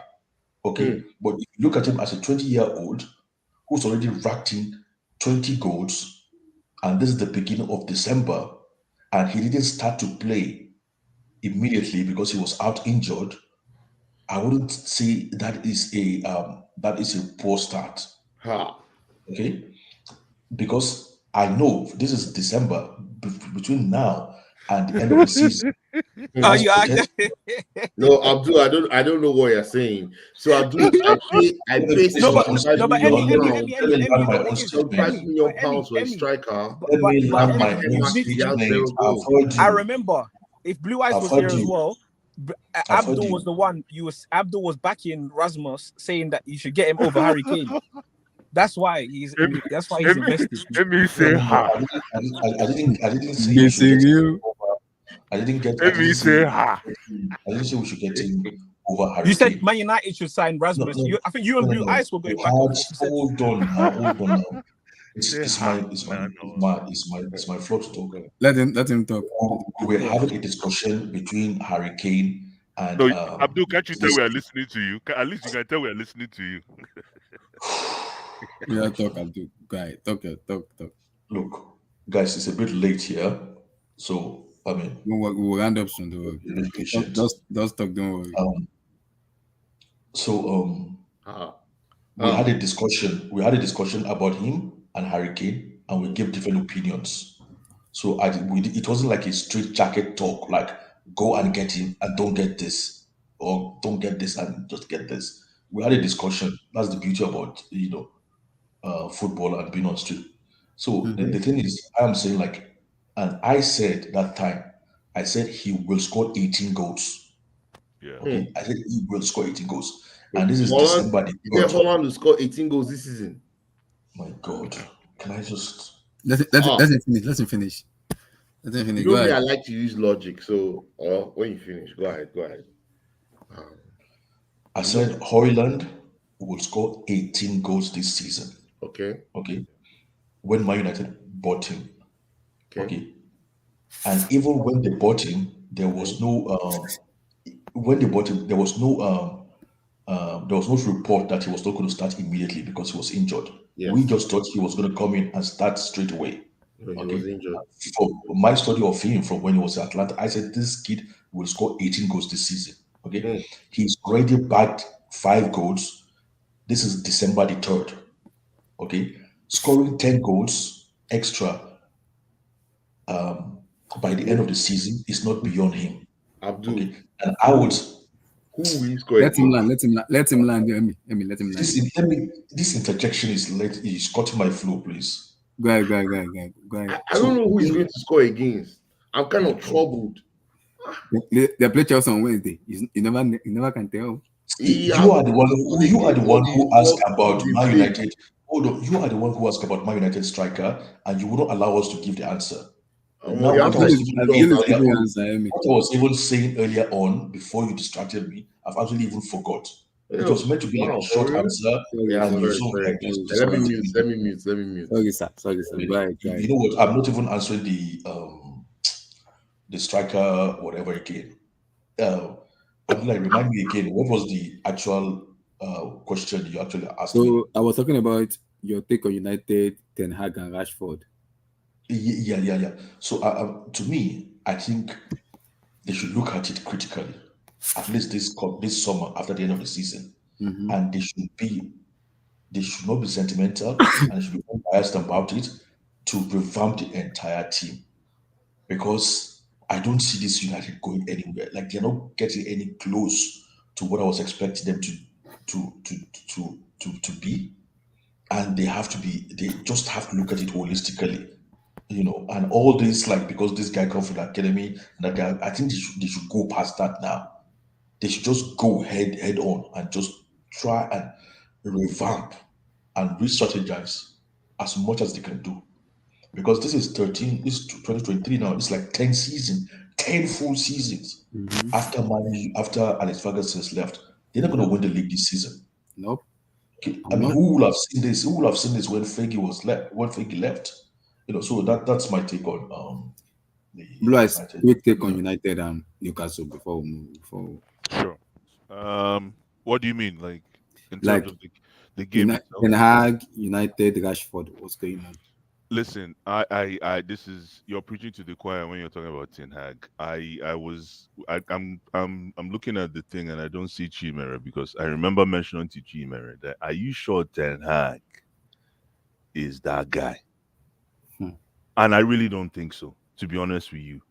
I really don't think so. When I started looking at how he managed Sancho, because I find Sancho to be top material. When I started looking at how he was managing Sancho, threw Sancho to the Wolves, blah blah blah blah blah blah blah. I'm not absolving Sancho of whatever happened, but the way he managed that just said to me, are you sure this guy can actually run a $1 billion enterprise in Man U? You understand? So I think now the proof is in the pudding. It's crumbling at the seams, but I'm not saying that it happens to every coach, but you're hearing people saying wholesale changes. You're hearing different types of Just model that is not good enough. Imagine. Lord have mercy on us. And this is the same thing that people wanted to come to Chelsea. You understand? So again, there's X's and O's. I always say this, anybody who knows that when I've been crying from the wilderness, there's X's and O's, and then there's politicking. You can be an X's and O's guy. People can know you for your Ajax days. But do people know you for knowing how to deal with people? Can you politic? That's why Mourinho, even though I'm not a Mourinho guy, Mourinho can skate that thin line between politicking and X's and O's. Ancelotti can skate that thin line. But for Ten Hag, again, it is what it is. Chimera was trying to use the whole logic of he doesn't have his entire team. That's the reason why a big coach is brought into a club. Manage what you have. Exactly, Abdul. Thank you, my brother. It's when you do not have those resources available, step in. This is when we need you to. KDB was out. Manager. Thank you, manager. Yes, KDB is out. Pep Guardiola is managing. Exactly, my brother. That's what I'm saying. That's the reason why we brought you in, so that that's why if I look at Pochettino, I'm looking at Pochettino. I'm like, if I'm a coach like Pochettino, I should be excited with the project right now because everything is fucked up. This is when I should come in and clean it up, but he's not cleaning it up. This is now when I should be selling why I need the job. And this is why I think there was a crisscross. We're not talking about Chelsea though, but again, can you clean up the mess when things are not going your way? Then you're telling me you're a manager. If you can't do that and you're still waiting for all your Kingsmen to come back home, then what? Then no. Why did I hire you? I go hire and what do you call it? Interim coach, Steve Holland. Can I ask you a question quickly? Yes, sir. Bryce? Yes, sir. Because I know we're following on to Chelsea. I know we're going to do the preview soon, right? So just following in from a Man United / question. Yes, sir. Do you think Eddie Howe is a better manager than Poch, or is the Newcastle project a better project than what's happening at Chelsea? Cruz. Be very careful when you answer this question. I know, Cruz. It has pepper soup under. I know, Cruz. This is long time coming for Cruz. Don't mind Cruz. Let me see. That's a fantastic question. That's a fantastic question. Let me answer that question, though. I'll jump in. Chelsea's project is not defined yet. So for you to say Chelsea's project versus Newcastle's project, listen, let me tell you something. Hold on. I'll just caveat that quickly. Is Newcastle's project finished? I mean, no, but let me tell you something about Newcastle. Cruz, let me tell you something about Newcastle. Can you guys hear me? Yeah, we can hear you. Okay, good. Let me tell you something about Newcastle. Despite Newcastle's success, for me, Cruz, are you listening? Yeah. I'm listening. But we can't judge our finish. No, hold on. Are you listening, Cruz? Our potential finish. Hold on. Let me ask the question. Okay, let me make my exclamation. Go on. Cruz, are you listening? Despite Newcastle's success, I cannot depart from the idea that Newcastle is still a mid-table team. Despite what I'm seeing right now, because maybe that's why you're saying, is that project complete yet? The thing is, because of how we look and how it is on our end, it's easy to use Newcastle as an example. Look at what Newcastle is doing. Everybody jumps in. Look at what Newcastle is doing. Newcastle. Come on, guys. Really? Are we going to go there? But again, hold on. Because No, of but then let me just say something. Let me finish now. Go ahead, Let me finish now. Abdul, you say it's late where you are. Huh? No. No, if you want me to it's late where you are now. Let me land. If you want me to log off, I can log off now. That's not where problem. you are now. If you want me to log off, I don't have a problem. No, Abdul, I'm following your rules. You say it's late where you are, so I'm following your rules. If you have a problem with that, I can log off. No, but again, like I was saying, God, you guys have thrown me off. What were we talking about again? Exactly. For you to compare the Chelsea project with the Newcastle project, I get it, because Newcastle, we're relying on the instantaneous success that we're seeing. Yes. So, that's return on investment. I get it. But I still categorize Newcastle. I don't care what anyone says. Maybe this is me being a Chelsea bigot. I still categorize Newcastle in the Leicester group. Okay. At least you admitted your Chelsea bigot. Okay, whatever. Fine. Yes. Yeah. Listen, Yeah. I still look at Newcastle and in that Leicester, because this is the same thing. Leicester was just about to blossom. They hit the Champions League.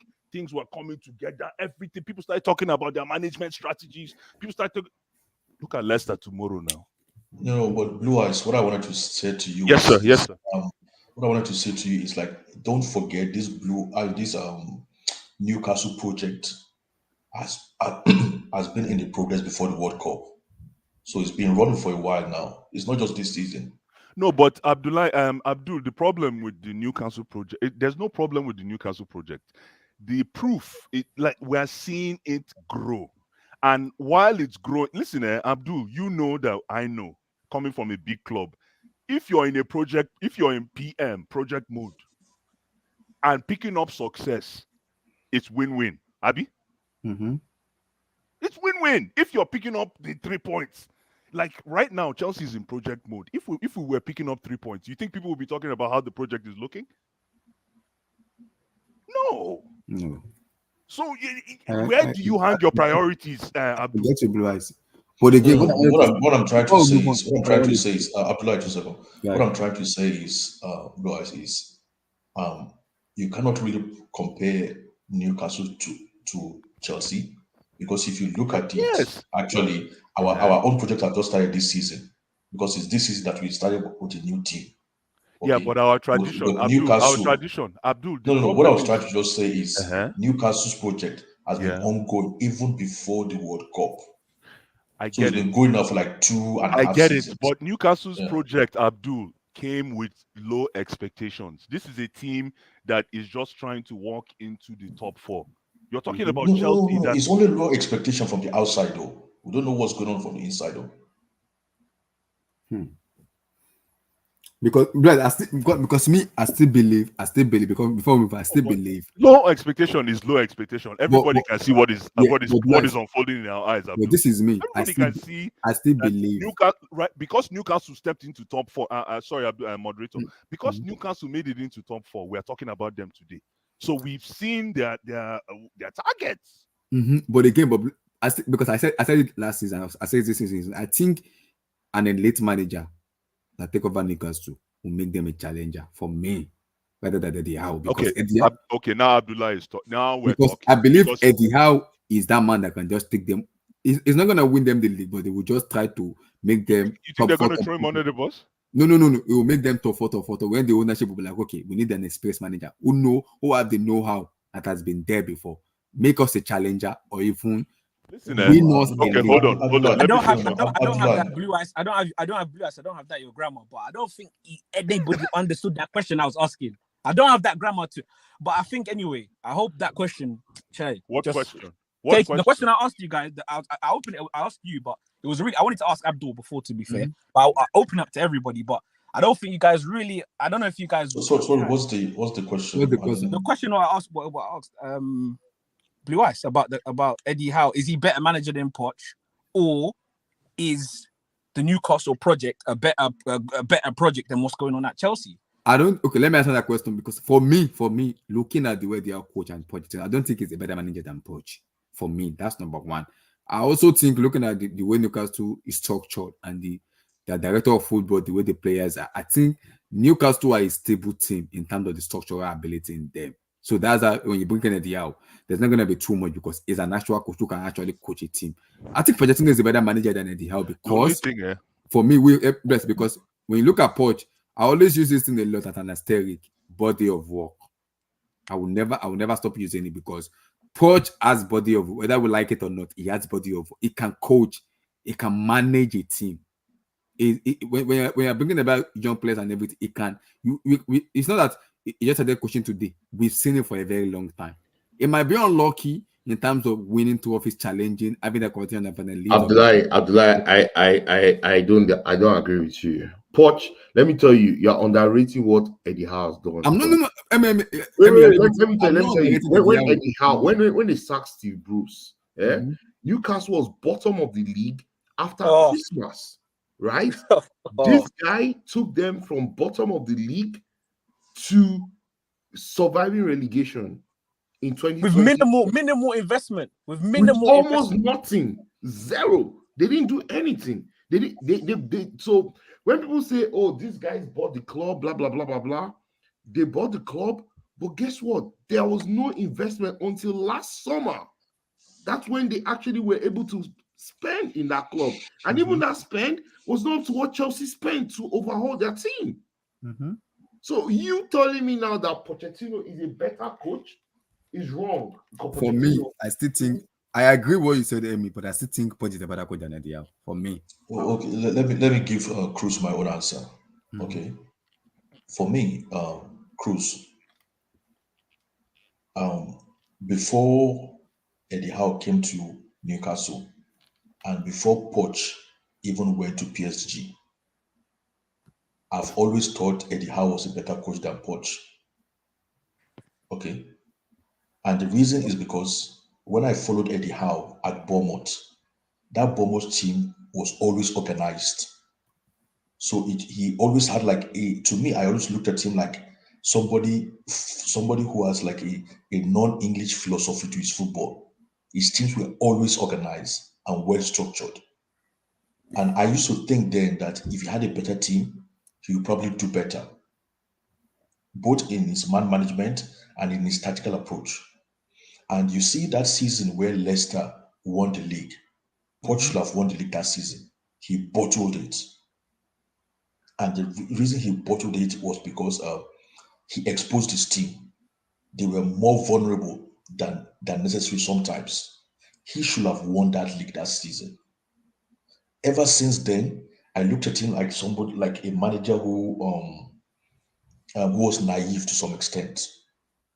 And not until Eddie Howe bottles a league like Poch did, I will always rate Eddie Howe ahead of Pochettino. That's my own take. Fair enough. Quick. The Euro 2024 official group stage is out. So I want us to kind of look at the group stage. Then let's talk about it. Because the group stage is out and some interesting matchup is here. So this is the group A: Germany, Scotland, Hungary, and Switzerland. Group B: Spain, Croatia, Italy, Albania. Slovenia, Denmark, Serbia, England. Group D: Poland, Wales, Finland. Who is EST? Lord have mercy. Is it Estonia? Estonia, yeah. So Estonia, Netherlands, Austria, and France. That's a light work of France.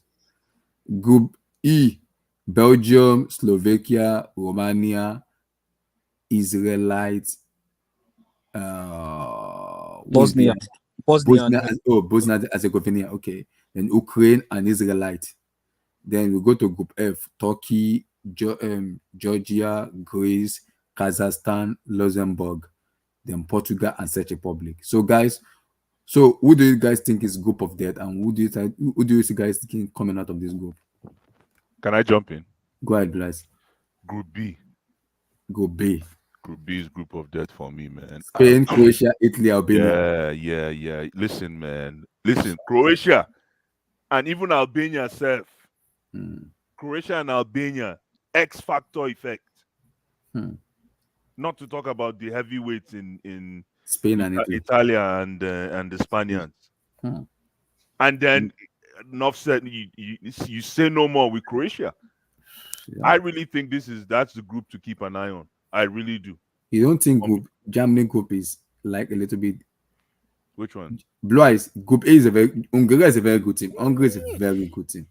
I know. And Switzerland, man. They have Netherlands too. Those are very good team. Yeah, that group is balanced because Germany is rubbish. Listen, though, but you know what?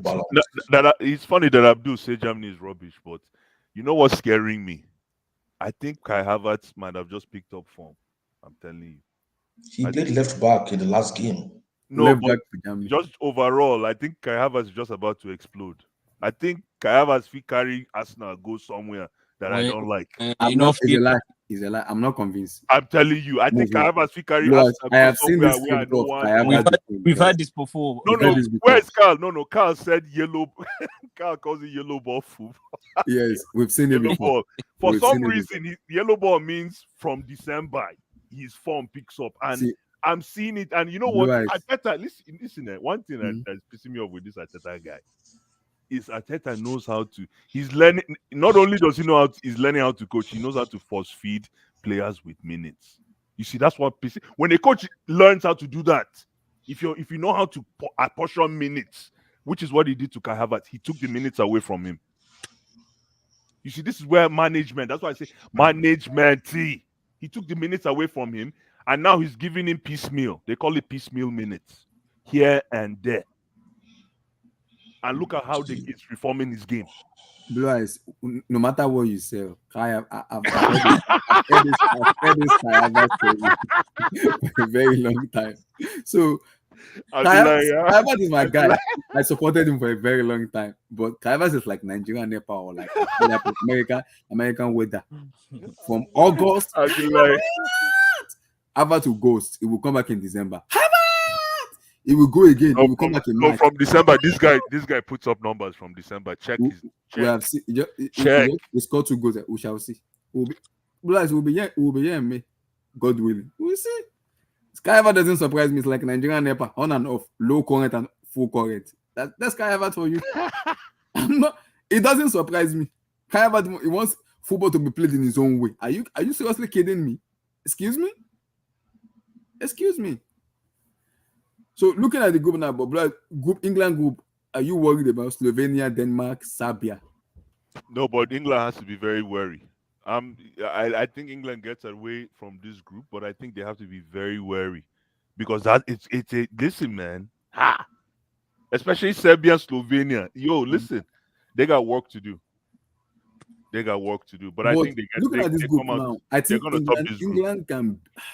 Serbia is very tricky. I watched Denmark. Denmark is very good. Rasmus Age, Eriksen, Højbjerg, who again? They have a balanced team. This guy plays for Denmark. What's his name? Who again? In my head, that's what I remember. Kasper Schmeichel. Okay, that's my head though. Denmark. So Denmark are a very good team. Denmark might be tough for them, but I'm not sure they can beat Slovenia. Serbia is gonna be tough because Serbia is a very good player.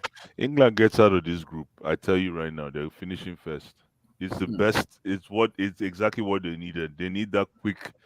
It's a slippery. This is a slippery group for England. It is a slippery group, but that's why it puts them on guard. Thank you for helping me out. It's a slippery group, but it puts them on guard. They gotta play. It's not one of those where you gotta manage games. You gotta play. Why? You know why? Because these teams are kind of North and Eastern Africa, Eastern European teams. They play. Remember, I said Serbia, Slovenia. Yeah, they play different kind of football, right? The Western Europeans play football a different way, and I think that this is going to be very. Who does England play first? Do they play? I think they play Denmark first. That's very slippery too, because Denmark. Yeah, Denmark always has some kind of mind edge over England somehow. It's going to be interesting. They put them in the last Euro, on paper, this English team should beat anybody in this tournament. I doubt it. No, on paper, to me, England has the best team. I don't think they'll be France or Portugal, but we can debate on that. I don't think England has the most balanced team, apart from France. Yes, France. I don't think they can beat France or Portugal. Maybe. For me, I don't think they can beat France or Portugal. But again, it is what it is. See, I don't even know if England can beat Austria. Who's looking at the group one? Which one, apart from Group B, which group do you think? This one's gonna be a little bit tricky. I'm thinking Group D. I like that Group D. I like that 3 teams. Poland, Wales, Finland, Estonia, Netherlands, Austria, or France. Yeah, those one of Poland, Wales, and Finland or Estonia will qualify. One of them is not of the 4. I think it's going to be Wales, but anyway. Yeah, so Netherlands, Austria, France. Maybe what if Wales or Poland? It's going to be Lewandowski's last tournament, I think, right? So yes, he might play the World Cup. Poland was poor in the last World Cup. I don't see them coming out of that playoff. Yeah. But I think it's a good group, even like Netherlands versus Austria. Austria are decent. They got they're good team. David Alaba. They got. They didn't just have Alaba. They have a lot of players in the Bundesliga. With they have Alaba, they have who again? Arnautovic. Arnautovic. Okay, who again? They had a few. I remember from the last tournament. Yeah, they had a few players, but I think going back to England quickly, I just think that England team is destined to not get out of that group, man. I just can feel it. Cruz, I'm not doing a stream where me and Blue Eyes will clash. Me and Blue Eyes will clash. Why are you involved in Blue Eyes? Am I from England? What's your problem? I am not doing it. Austria has Sabitzer. Yes. Yes. I'm like, why are you involving me with England? Wow. I'm not doing this thing where me and Blue Eyes will clash with this England. Also, I know you get England. Also, don't forget, Austria just beat Germany, though. Yeah, that's true. Yeah, that group is for me. That group looks a bit tricky. Do you think it's a light work for France? Do you think France are fine? No. France will not find Austria easy, and Holland too. Holland and France, they have history. Yeah, I'm saying this from the last. It's going to be very interesting. Go ahead, sorry. Yeah, no, I was going to say the same thing. Yeah, that group looks a bit tricky, man. I don't know. But there's nothing else here really. I think Spain are the underdogs, man. I think they always do this, man. They always act like they're rubbish, and then they play some games good, some games bad. I can't really make out Spain in that group. I don't know what they're gonna do, man. Italy have been Yeah, I think they've been horrible. Italy in it. They've been Italy doesn't horrible. have a striker at all. They don't have a striker at all. they have Morata. No, but all Italy needs is that derby. They needed that Spaniard derby, and See. whatever you want to call it, and that's what they need. And Yeah. their dog mode activates immediately. If I was Italy, I'll go and beg Balotelli to be my Come striker. on, man, stop, man. Come on, come on. Let's What not- are we talking let's about not here? let's No, not- Blue Eyes, they don't have a striker. Even Balotelli will say, "Come on, Balotelli." Balotelli is just 32. He's still They don't playing. have a No, striker. it's not 33. Is Balotelli still playing football? Yeah, he's still Yeah, playing. it's for Imagine. Champions League. He plays, Come I on, think, man. I think he plays. He's He playing plays for- for- Azanspor, whatever their name is. Yeah. Blue Eyes. Which league? Balotelli. Blue Eyes. Turkish When League. Stephen Kesh Turkish won League, the okay. Nations Cup, he go bring Sunday Mba. No, but Sunday by that time was at least 17 to 22. No, Sunday Mba don't advance. So You bro. don't hold. Oh, That come man- on, that no, man No, held. no, Sunday That man don't Mba enter was 40. like 30. Uh, Sunday Mba was like 25 then now. No. Right, his stop, football age stop, was stop. 40. No, Sunday Mba. Where His Sunday? age No, was 40. guys, respect yourself, man. Come on, man. If you don't know the You see the story, guy? leave him. Now you know good boy. Come Now on, look the man. Rangers. Listen, obviously, when you guys are now, I know you guys don't know about Sunday Mba. Nah, Tell me, I don't know Sunday. They don't know About- Sunday Mba, man. A lot of these people just saw him Let's online. continue about Let's Europe. Let's move on. Let's move on. Some people So just guys, started Googling. looking at By Google. Now I know it's by Google. realize, Guy. looking at I only know Belgium, Christopher guys, O'Hare. Christopher Belgium, O'Hare. and- Belgium and It's by Portugal. Google. A lot of people is by I like Google. the trick Guy. of Blue Guys, Eyes. wait. Group E and F. You guys think it's a light work because Belgium and Portugal? I think they should be fine. Yeah, Belgium got lucky with that group, man. Belgium, Slovakia, Romania. No, I think that one. They'll that find a group way is to gonna mess be up. They'll boring. find a way to mess Excuse up. me? I don't think anybody's going to watch many matches in that group. Chai, that's a trash group. That's a trash. Yeah. That group is Really crap. That team is trash. Nobody Which trash should watch. group, Abdullahi? Which group? Group E, Group E. No. That team is trash. Because even Belgium are rubbish. Blue Eyes, I'm correct now. Umba was 24 then.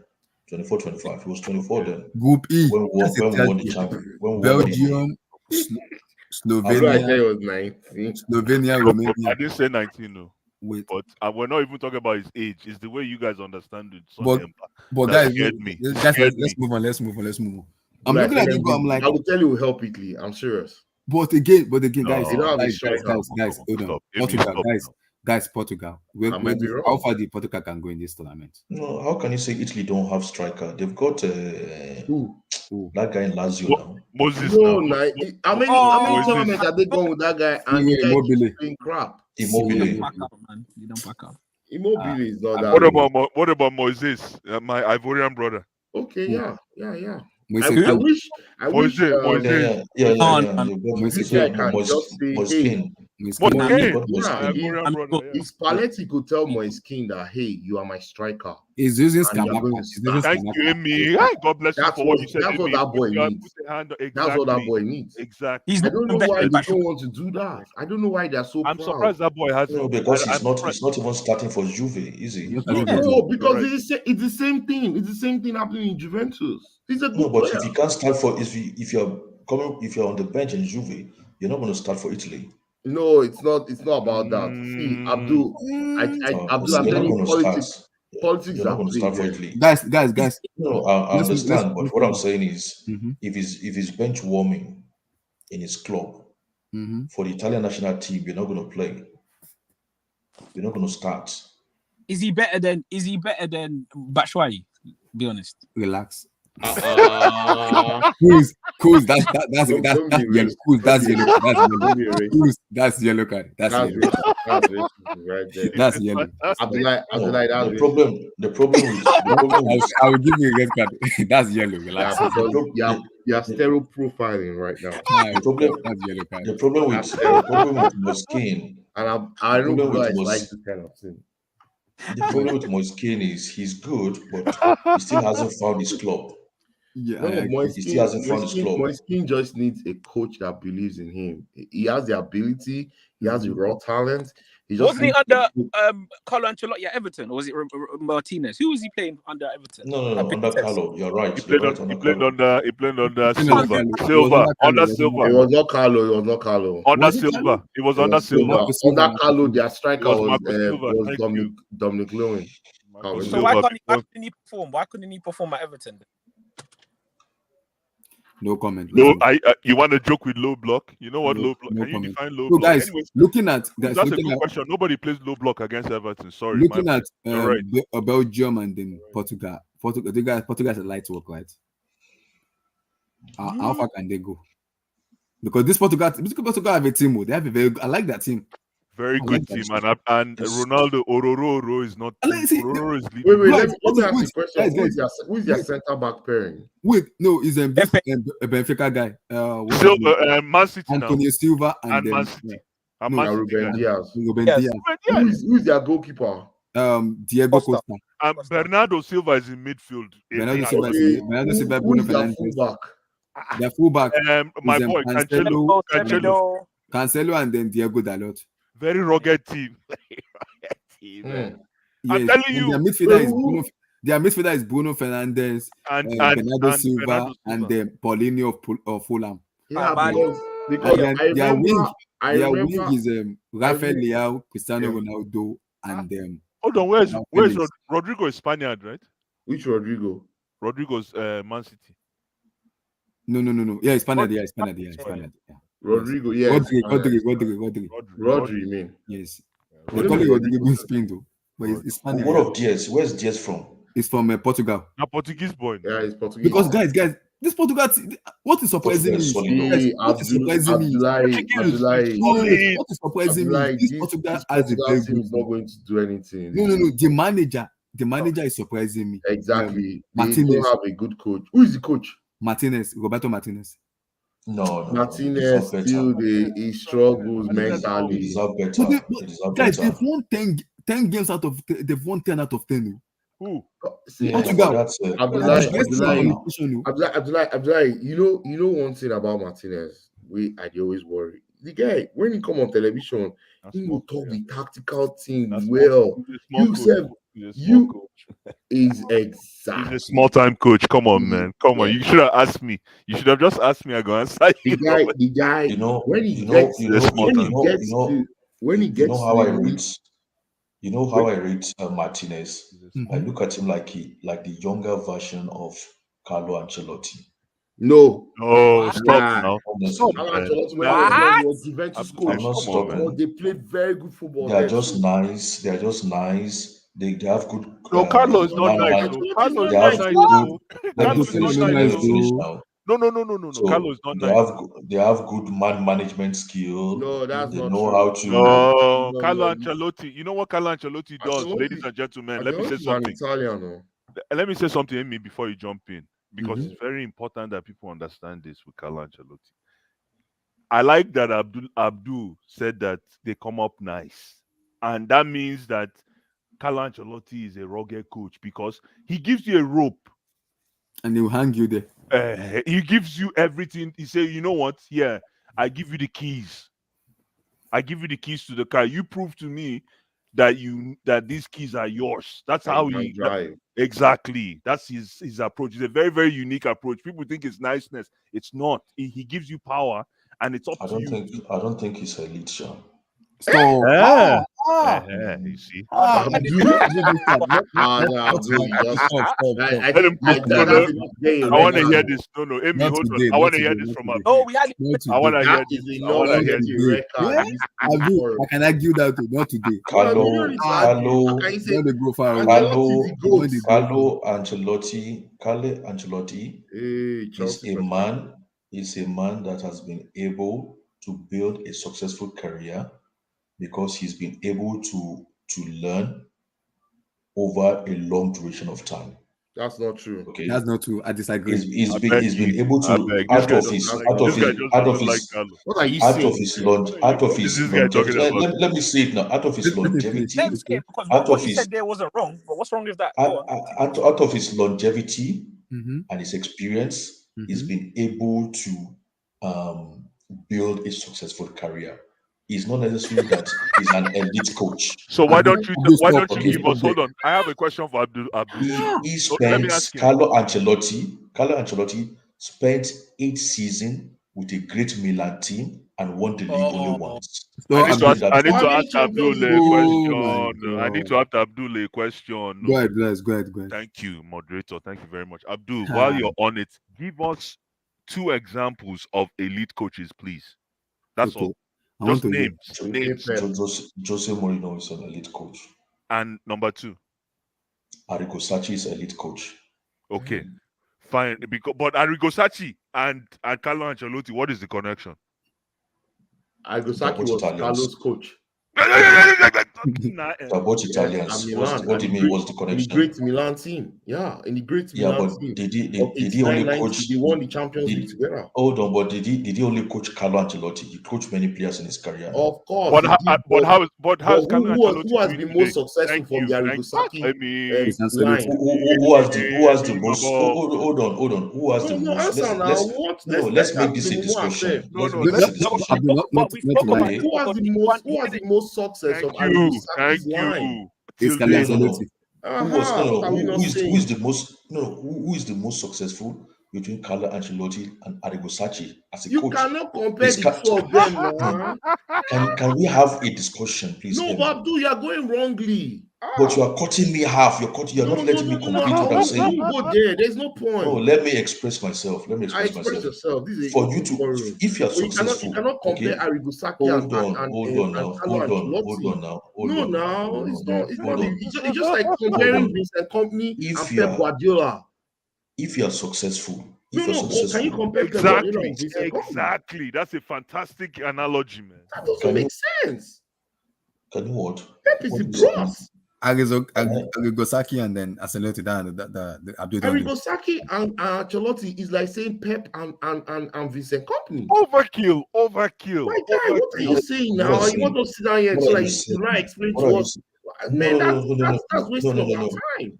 No. Arrigo Sacchi has finished his coaching career. Carlo Ancelotti is at the end of his coaching career. So how can I not compare? It's not like just one started now. They're almost one has finished and one is almost finished. Arrigo Sacchi is where? Arrigo Sacchi has finished. He's completed his coaching career. It's no more coaching.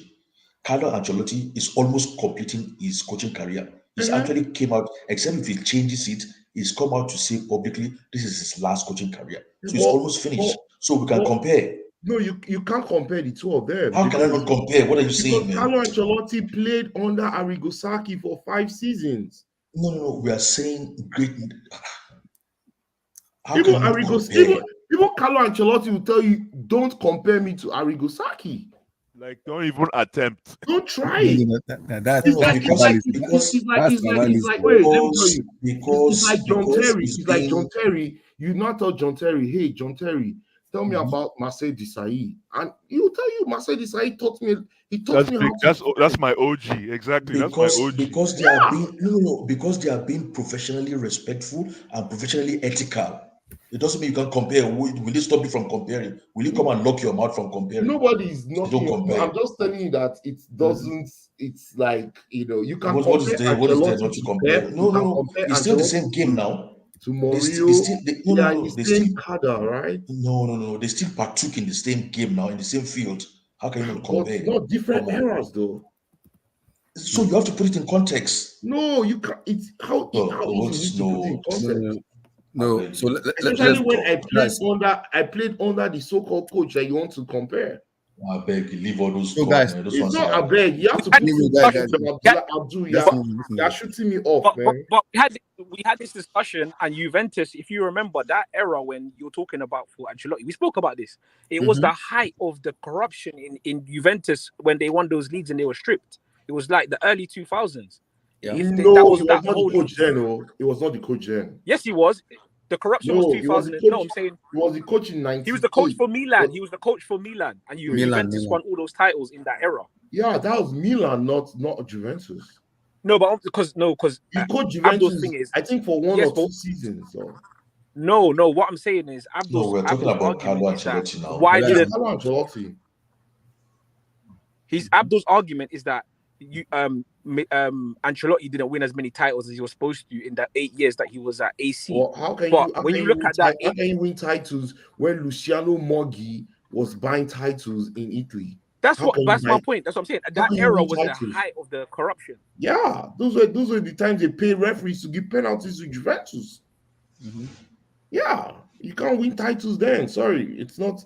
And then They after won a Juventus UCL in that was era. stripped, he was already in Milan. I think he had How already many won one Champions League. how many Champions League did Zidane win in Madrid, and how many has Carlo won in Madrid? Zidane has won 3. Ancelotti has won 2, if I'm not mistaken. No, Two. 3, no. Is it 3 or 2? Wait, no, two. I think it's 2. So he won the 20, Ladesma, and he won the last one for them. Like this man, this one. Is 1-2. True. Okay, and Carlo and Zidane won 3. Yeah, he won back to back. In a 16, row. 17, 17, 18, 19, 20. No, 17, 18, 19. Okay, 17, 18, 18, 19. Wait, Yeah, 3 in a row. 18. 3 in a row. Yeah, 3 in a row. Yeah, 17, 18, Okay. 19, Yeah, 20. but even if you talk to Zidane now, he'll tell you his boss is Ancelotti. Of course now, because they are professionals now, they will talk like that now. No, it's not like they are professionals. There's a hierarchy. Yes, so guys, now let's say it how it is. There's a hierarchy. Now let's round up with this one. You can't just enable. You cannot disable that hierarchy. It's not possible. Preview. No preview. No, that's what I'm saying. We're gonna talk about tomorrow's match now. No, we gotta do preview. That's what I want to talk about. We might be too sad to talk tomorrow. Brighton, Chelsea. Brighton, Finland, Chelsea. Guys, that's what I'm saying. We might be too sad to talk tomorrow. Sir. What are you Tomorrow's expecting? game. Let me tell you something about tomorrow's game. We play United on Wednesday. So Let's talk about tomorrow's game, man. Absolutely, Abdul. Anything can happen tomorrow, man. Absolutely. Listen, tomorrow's game. My problem with tomorrow's game, man. I have a problem with tomorrow's game. So what time is the kickoff? The kickoff itself. 8 o'clock. I don't even know. Well, I don't even know what time the kickoff is. That's a good question. Okay, I'll check. 8 o'clock AM in my time, yeah. Let me tell you my problem with tomorrow's game, guys, is because of how that knee-jerk reaction in the Chelsea community when it comes to Brighton. I feel we might fall to that tomorrow. Now home game, God. This whole Brighton Chelsea rivalry. It's not even a rivalry, but this whole derivative of Chelsea trying to emulate the Brighton footprint is what I don't like. And then the media hype around that jingle. You understand? So for me, tomorrow's game is going to be very hard to differentiate between football and the politics of itself, because this is literally a case where one team came in and pilfered from another team, and this is the time to prove if that pilfering, that relationship was. We now have to prove that for the fact that we've spent 100 and something million to buy Caicedo, for the fact that we picked up who from their management board, we picked up a few plus their coach, the whole back room. The whole back room, my brother, God bless you. Plus Sanchez. I like Abdul. Hold on. I need to respond to Abdul. Abdul, I like Sanchez. I don't think we can get it. We can get a better goalkeeper than Sanchez. The problem is our mid. Anyways, let's not talk about our defense and our midfield. I like Sanchez because Sanchez has proven to me, Abdul. You know what? I can take Sanchez into an alley in a dogfight. I'm telling you, some of the saves he's made, I'm like, okay, yeah, you can stay there. For me, I think the problem is our defense that has let him down. I'm telling you, Abdul. It's not that bad. Sanchez is not that bad. Oh, it's not that bad. I'm still skeptical though. Abdullah, hold on. This is what I don't like. Your view on Twitter is different from what you're saying now. Yes. You hear what I said? Okay, I said no. Sorry, my view? Are you talking to me? It's me. No. The reason is I'm not a big fan of Sanchez because the number one is the reason is because I'm not a big fan of him. But looking at our defense and the way our defense has been, I'm not totally happy because I will judge Sanchez more when we stop conceding goals. I will judge him more because I'm still skeptical about him. I you am. already know my own position with Sanchez on Twitter. Okay. This not be Twitter. Tell us what happened. What happened? No, I'll repeat it quickly. In my own opinion, Poch is actually has let Sanchez down because this guy with his feet is zero. Exactly. He doesn't know how to do anything with his feet apart from just to Sanchez, apart from just to stand. Okay, but as a keeper, okay, he's a keeper saver. He's as good at saving the ball as a lot of good keepers. He's very good, and he has saved us when it comes to saving in Let a me ask lot you of a question. matches. Abdul, would you Okay. use him as a number one? Why won't I use him as a number one? Okay. Number one where? No, Ahead of who? between the pipes, would you use him as your number one as a goalkeeper? Yeah, have you seen some of the saves this guy's making? Exactly. Okay. Sorry, go ahead then. Okay. The problem is this guy cannot do anything with his feet apart from standing. No, Why? no, Abdullah. Have you seen some of these? Have you seen what he's been doing with his feet? No. Listen, See, the reason why he looks that way is because of the deficiency in the defense. No. Haven't you seen all those passes he's making to defenders? To attackers. Yeah, but you're right. How many apart from that goal that what do you call Declan Rice scored? Okay, he's made that kind of pass even more easy to score, like up to 3-4 times. Yeah, but the problem is you're right. Listen, those things need to happen for him to figure it out. I'm not trying to give him any excuses, but I just think this is why people are not crediting him. Abdul, let me put it this way. This is why people are talking to him. This is why people are addressing him or speaking about him.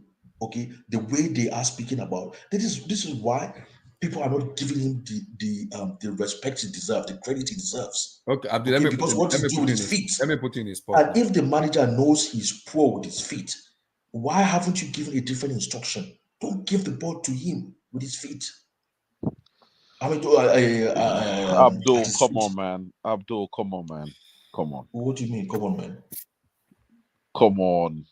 The issues at this club is bigger than Sanchez. Nah. Come on, bro. What are you saying, Nana? What are you saying now? I'm saying there's issues. Bro, Abdul, this guy. Hold on, let me put it. Maybe I'm not putting it. He's the least of our concerns. This guy. To be honest with you. No. This guy. No. I'm just answering blue eyes. Okay. This guy, and a lot of people. I'm answering a lot of people because a lot of people are discrediting him.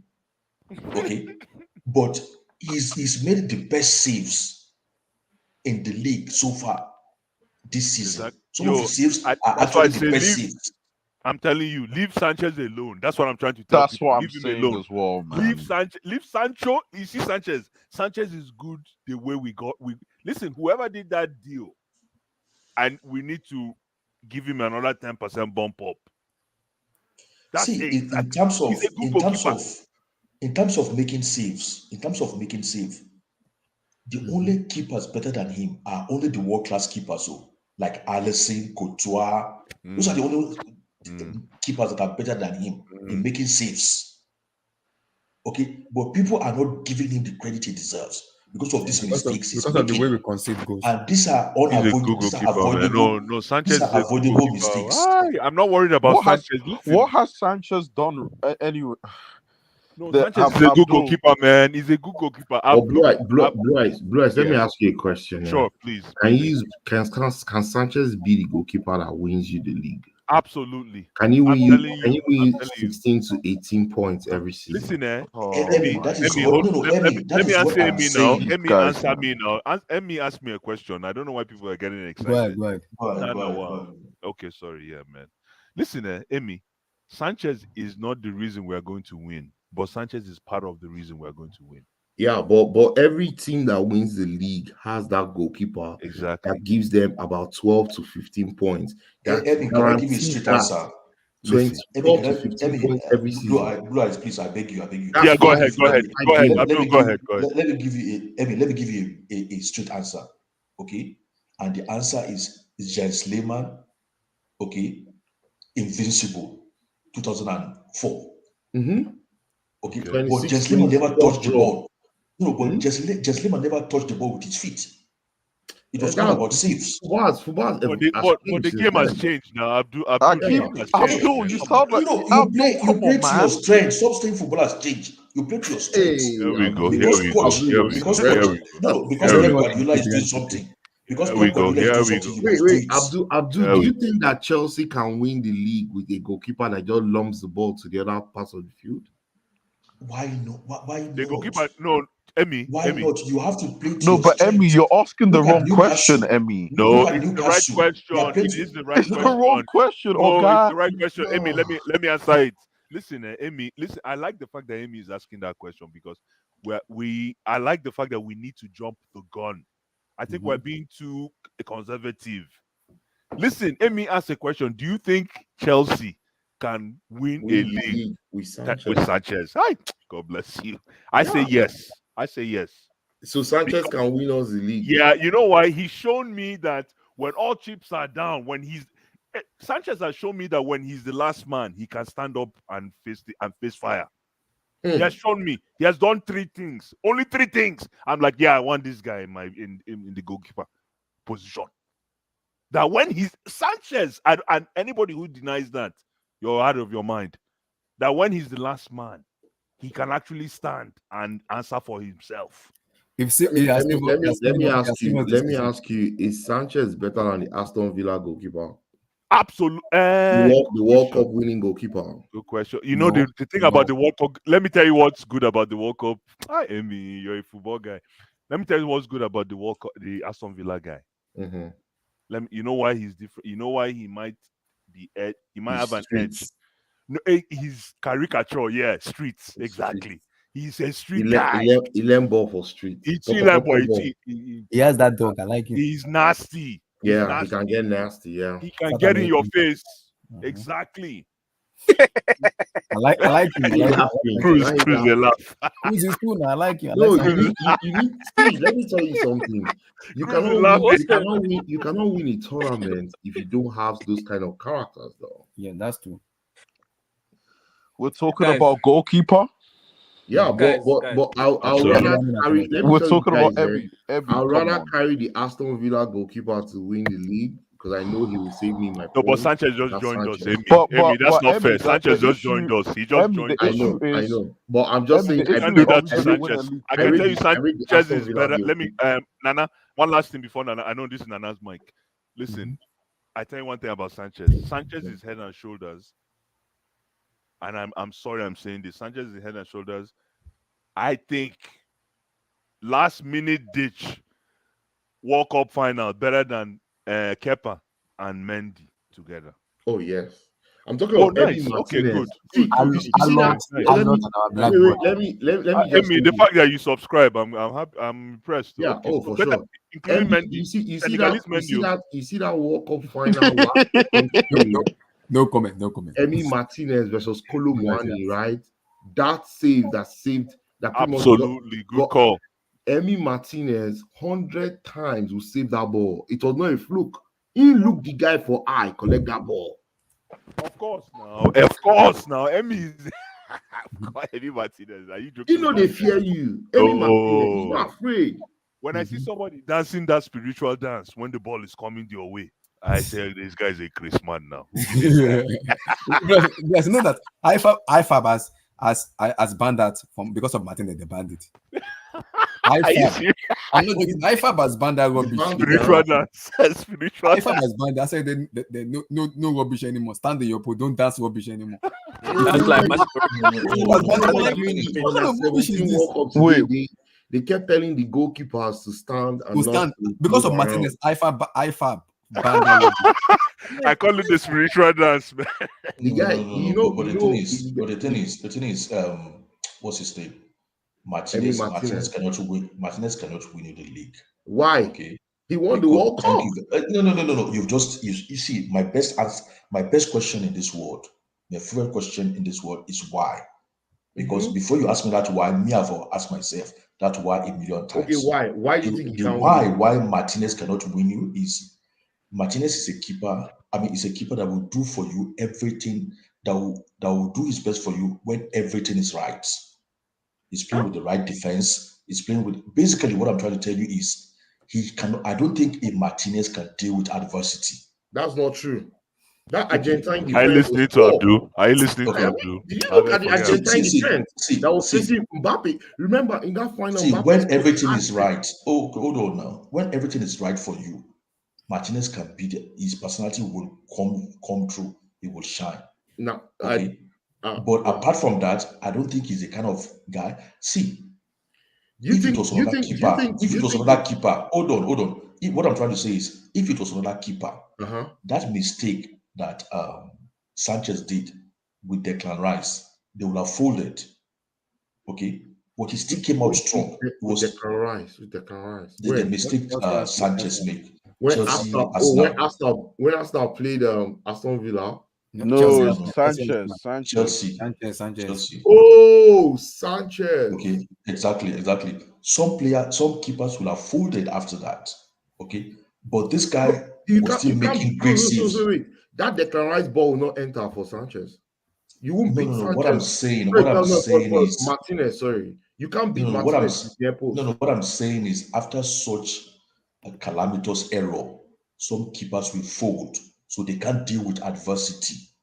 Okay, but I see Sanchez more of a stronger personality, a more stable personality, a more headstrong. Okay, than Martinez. It's not showmanship. It's not about showmanship. It's not show. Martinez is scary. Majority of what Sanchez is doing. Sorry, majority of what Martinez is doing is showmanship. It's not showmanship. This guy was but he was in Arsenal for 10 years. Where was he? He was not there for 10 years. He was there for 10 years now. No, I mean Martinez. He was Martinez was there for 10 years. He was there for 10 years. He was just a bench player. He was going on loan. Yeah, exactly. He was there for 10 years. Martinez. So where was he? That's adversity. No, it's not adversity. I see you, my brother. What was Arsenal won since he left Arsenal? It doesn't matter. He never took over the shirts. He never took over the shirts now. Let me. Sorry, Abdullahi. Oh yeah, I want. Okay, go ahead. And he made the World Cup. He won in a penalty shooter. Wait, Emmy, 1 minute. Go ahead, Nana. Go ahead. Emmy, 1 minute. Abdullahi, we're talking about the goalkeeper, right? Mm-hmm. So that means we've spoken about the issues with the defense, midfield, and attack. We haven't spoken. No comment. No, because we're talking about Sanchez. We're talking about the issues in defense, the issues in midfield, and the issues in attack. Nana is being troublesome. Don't fall for Nana. It's the truth. It's the truth, right? NK, you can start. We've just started talking about Chelsea. Okay, thank you. Because let me tell you something. If you guys think that Sanchez is top one of the priority list, sorry, let's see. Say that again. Say that again. If you think Sanchez is number one on the priority list in terms of problem list, it's number one on the problem list. Thank you. Who's on the list? Thank you. He's nowhere. He's not even in my mind. Okay, good. Thank you. There's no way. Not even on my mind. Okay, thank you. I thought you were calling me out. Let me hear what is the real issue with Chelsea? Tell me. My issue actually is only recently because we got hit for 4, right? But that defense had that game. It's been a long time coming for that defense. I don't think we're good defensively, to be honest with you. And I know, again, it's reactionary, but in terms of physicality, aerially, crosses, we've conceded the same goal the past 4 or 5 games. We conceded the exact same goal. We conceded the exact same goal. Wow. Explain. I'm confused. You're confused, right? The same goal. Explain the same goal. Sorry. The same goal. Crossover the near post man. The crossover the nearest man. Thank you. It's going to be a cross. It's going to be an early cross. It's not even a cross where they're at the byline. No. It's going to be an angled cross. And for somehow, some way, we are picking up our runners. I'll go through examples. Akanji, Jamal Lascelles, Trossard. Fuck, man. It's the same spot, eh? The same thing. Yeah. That's what's pissing me off. It is the same angle. That's what's pissing me off, man. It's the From same. our Konji, that same spot. Same thing. So I mean, No, but midfield is that defensive? Is that banana? Is that defensive or is it midfield? is both. It's both. It's Lack both. of, for me, lack of communication, lack of communication first, and I also think that boils down to the manager. For me, that's Pochettino, because how are you setting us up in terms of defensively on set piece? Do we need a new set piece coach? Because every club has a set piece coach.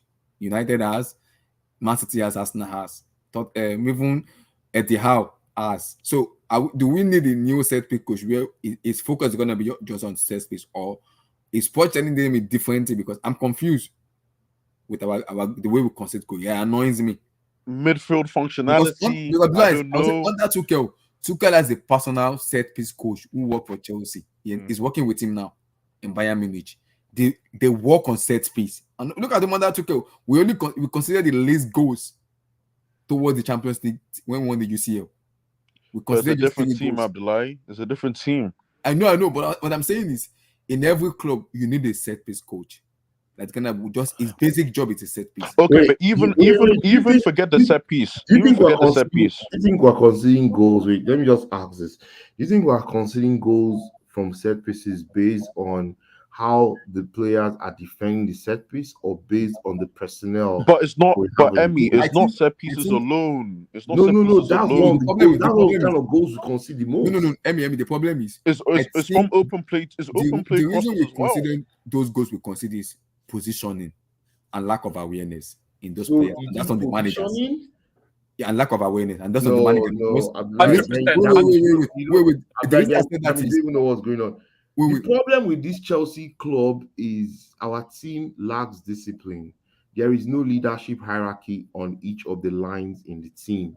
Look at Newcastle. Let me use Newcastle as an example. When Newcastle is defending, right?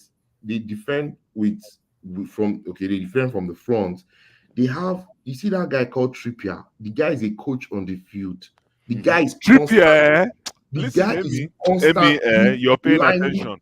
He's Trippier is constantly a lining problem. up all the players. Then in the midfield, they have that guy called But Bruno Emmy, you never gave Guimaraes. Trippier respect. You never respected No. Trippier. I love No, no. Trippier. I love Trippier. I love Emmy, Trippier. Emmy, no. No, I have I to love come in. I have to Trippier. come in. I have to come in. No. One No, second, Emmy, one Emmy. I love Emmy, come one on, second. you get this guy. There is Emmy this- never but- respected but I don't Trippier. want to play with you. sorry to just translate, right? Mhm. Our problem is we don't have a leadership hierarchy that is respected on the field. Most Stop, players, Emmy, please, most Emmy, players- please. there's no everybody's please. singing for wait, Cruz. Hold on. Let me just say this. Everybody's singing from a different hymn sheet, and that's what the problem is. No team can function that way. You can't win games consistently. A different hymn Why is sheet. Cruz laughing?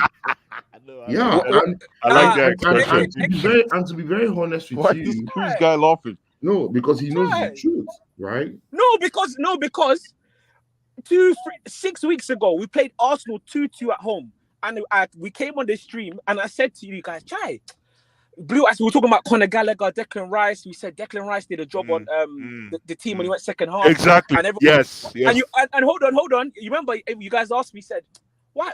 So why do you think we lost this game then? And I We said, didn't lose, we It's the drew, small we things. drew. You said it's the We small drew. things. it's sloppy. It's sloppy. I said, Yeah. there's no discipline. It's sloppy. And everyone said, hey, come on, man. Kenny ridiculed me. Kenny said, come on, man. You think the armband, you think because of the captain, you think because of this.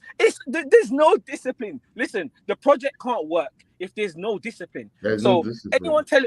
anyone who's telling me, oh, don't moan about the ownership, don't moan about the manager, don't moan about the young players, they're going to be inconsistent. If they're not getting it's like saying, leave a child to do what he's doing, he'll eventually learn.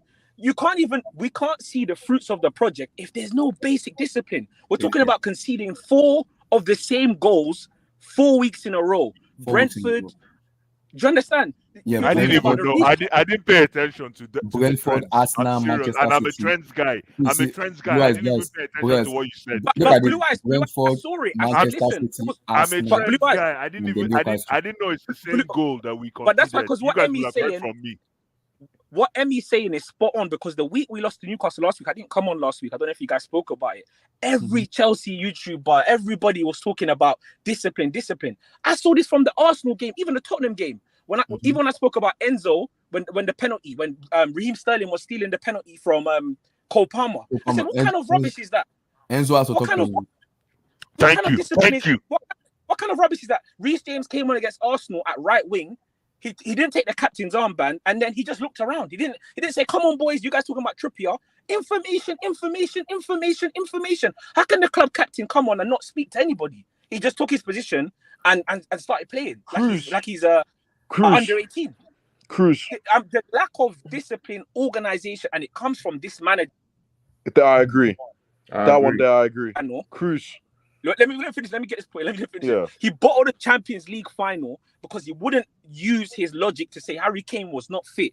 This guy has no discipline. This guy bottled the Battle of the Bridge when all he needs to do is come to Chelsea and not lose. He let all his team go in chaos and corruption and red cards, yellow cards. He was actually 2 goals up at halftime. Oh my! This manager was in the stands away at Newcastle. Why? What's the manager doing in the stands? No, he had a match ban. Why did he have a So match even ban? he's Why? not disciplined, right? No, he himself is not disciplined. Okay, this is what I'm saying. You're proving my point. He's the manager of the young team that we asked him to come in and manage the young players. He's now sitting in the stands. Arteta has been there for 3-4 years, jumping up and down that touchline. He's never got a ban. This guy comes one season, 11, 12 games in, your touchline ban away at Newcastle. Reece James the armband. No. Hey, Cruz, hold on. Hey. No, it's true. I want to respond to Cruz. Hold on. Let me respond to Cruz. Hold on, let me respond. Preach, Cruz. Hold on, let me respond to Cruz. Let me respond to Cruz before you continue. Right there. Preach.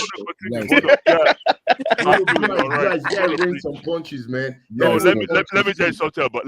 Listen. I need to respond to Cruz before 50-kilogram punches. Cruz, I'm gonna say preach. But let me say something. No, because you know why? When I say it, everyone, what's this guy talking about?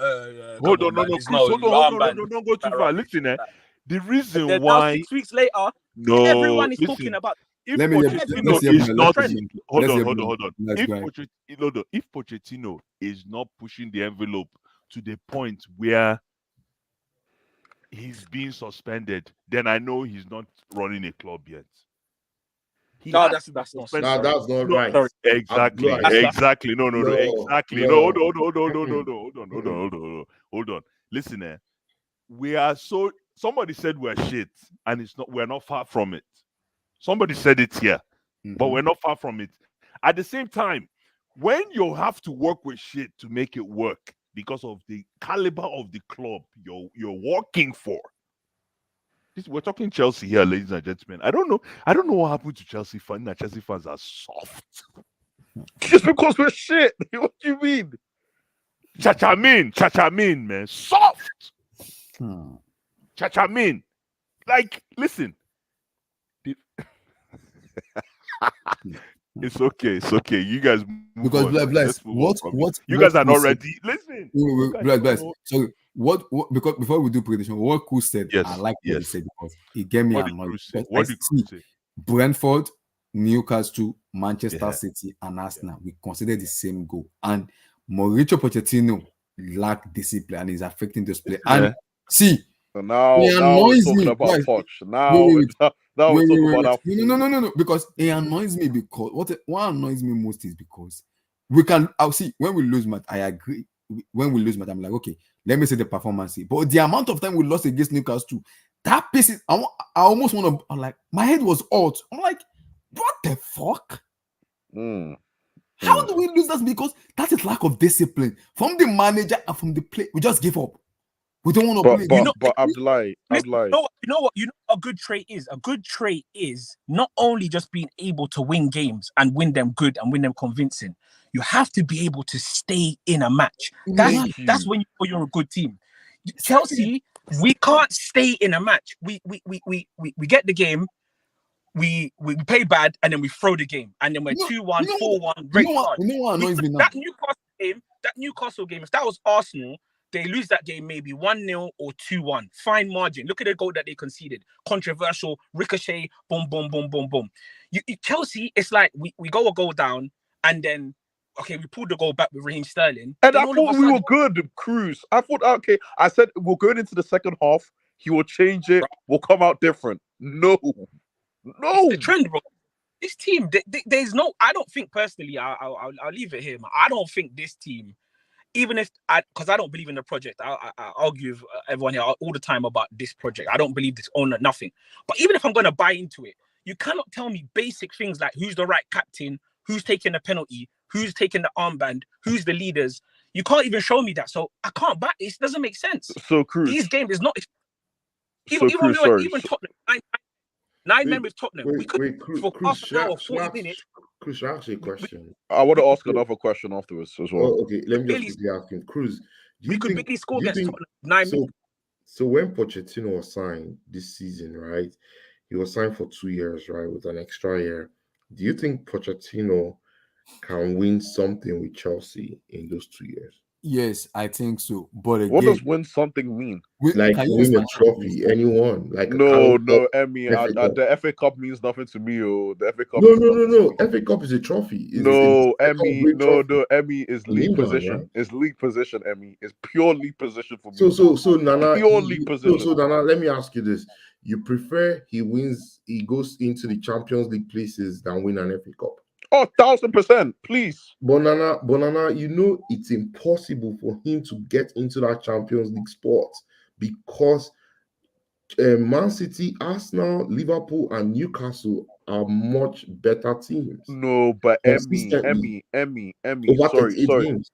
Emmy, before you go, because Chris, I have a question about leadership. But Emmy, this is not what we were saying at the start of the season. Yeah, I know. I said we'll win the league. I'm so dumb. You know how many people I've apologized to? I bought beer. I bought cartons of beer for many people because of the crap I said. I tell you. But Emmy, my issue is. But actually, let me go back to Cruz. No, who are the leaders in this team? Good I know the leaders in this team. I know the leaders. And you don't know the leader. There's not even one. No one could actually even tell me Thiago Silva himself is a leader. I don't want to hear that one. That one there, I don't want to hear. He's not a leader. No, he's a leader. He's a leader. No, he's not a leader. This is the problem now. He's not a leader. Wait. And this is the problem. It started from Pochettino himself from day one. When he gave with you as a Chelsea manager / coach, whatever you call it, whatever. The guy is not a Chelsea coach. You come into the club and you gave Reece James your captain ahead of Thiago Silva. That's when I lost it. Thiago Silva himself isn't a leader. Wait, no, he's not a leader. I'm telling you. No. It's not a leader. I'm telling you right now. It's not a leader. This is it. If you want to give someone captain, it's not James. No, you cannot give James. I'll agree with Raheem Sterling. See, if you want to give someone captain where he's gonna come out and take the heat and bullet. So Raheem Sterling can come out and say he has won the Premier League many times. See, give someone the captain number that in the pitch, you know, even if you make mistake, you know, okay, captain, and they say you make mistake, you don't do this too much. Okay, the fan base will forgive him. Like, we'll let it go. We'll bypass bygone be bygone. Wait, let me ask you a question. James' head, his mindset. Let me quickly ask a question. Who is the Madrid captain? I don't know. Sometimes it's not. Okay, sometimes it's Nacho. Sometimes it's Modric. I don't know. They don't have a preferred captain. I know why I asked. Just look it up. Who is the Madrid captain? Let me see. It might be Nacho. Let me see. But before, I think it was Benzema. I don't know.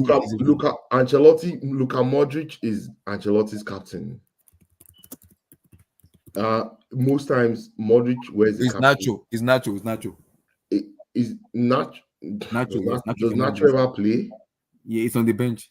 With Modric, Carvajal, and Cruz, assistant behind him. Okay, good. Let's go to which other team is doing well. Man City. Who is the Man City captain? It's KDB, but KDB is out. So who wears the captain band since he has not played this season? Kyle Walker. Is it Kyle Walker? Is it Kyle Walker or Diaz? No, Kyle Walker. Kyle Walker? Yes. Okay. Okay, But good. they actually have men in the team, though. That's my issue. When your actual team, Let's you have go to Arsenal. Let's go to Arsenal. Who is the Arsenal captain? My Odegaard is Odegaard or Jorginho. or Jorginho. Jorginho's assistant. Odegaard is captain. Fantastic. Okay.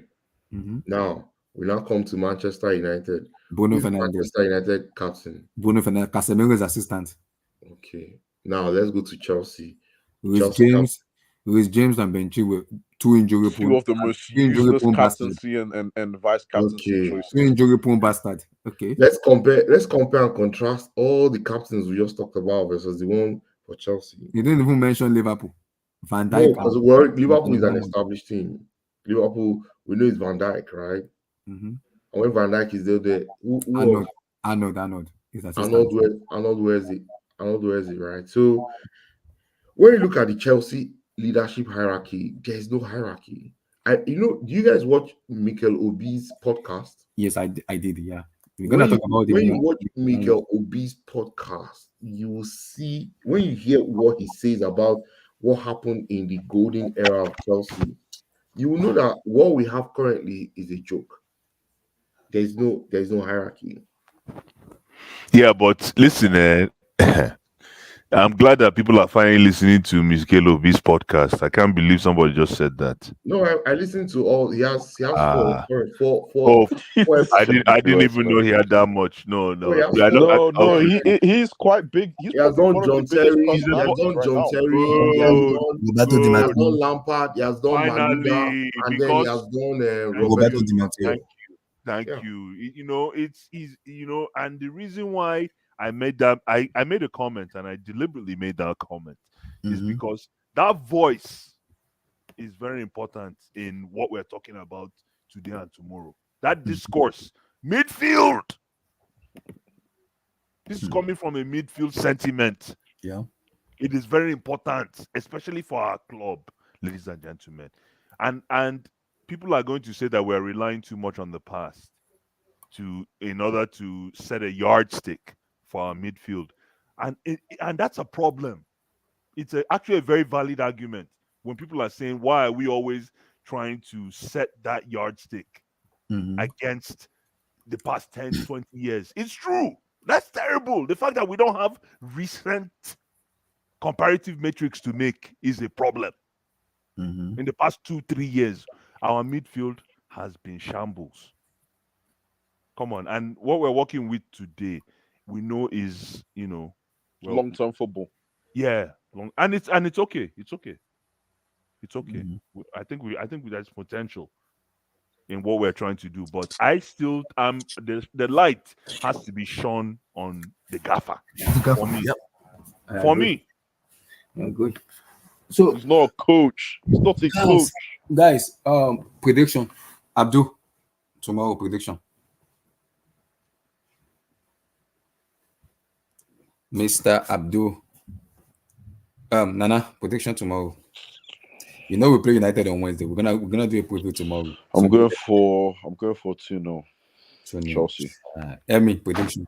It's about time, man. Chelsea Brighton. Yeah, tomorrow prediction. 2-2. I see a large draw. Yeah, 2-2. Blue Eyes prediction. Chelsea 4-1, man. Who is going to score? No comment. I'll tell you who will score, but Chelsea 4-1. We are going to tell them about it, man. If we don't tell them about tomorrow, boy. Cool's prediction. What time is that game, Abdullahi? 8 o'clock in my time. 2 p.m. I think it's 3 o'clock or 3 p.m. 3 p.m. in Nigerian time. It's 2 p.m. 8 o'clock in my time. Yeah. Oh, yeah, so early morning, like 9 a.m. They call it 9 a.m. Eastern time. Early morning. A breakfast cracker. Wait. Let me ask Nana. Where did Mourinho take this picture? I think that's at Inter. So, Kuz, are you there? Yeah, man. Yeah. Your prediction tomorrow? I don't think we win this game, man. I think 2-1 or 3-1, Bright. Wow. You have no respect. Wow. I'm doing prediction. Cruz is just being don't mind cruising, man. Nonsense. Well, in terms of tomorrow prediction.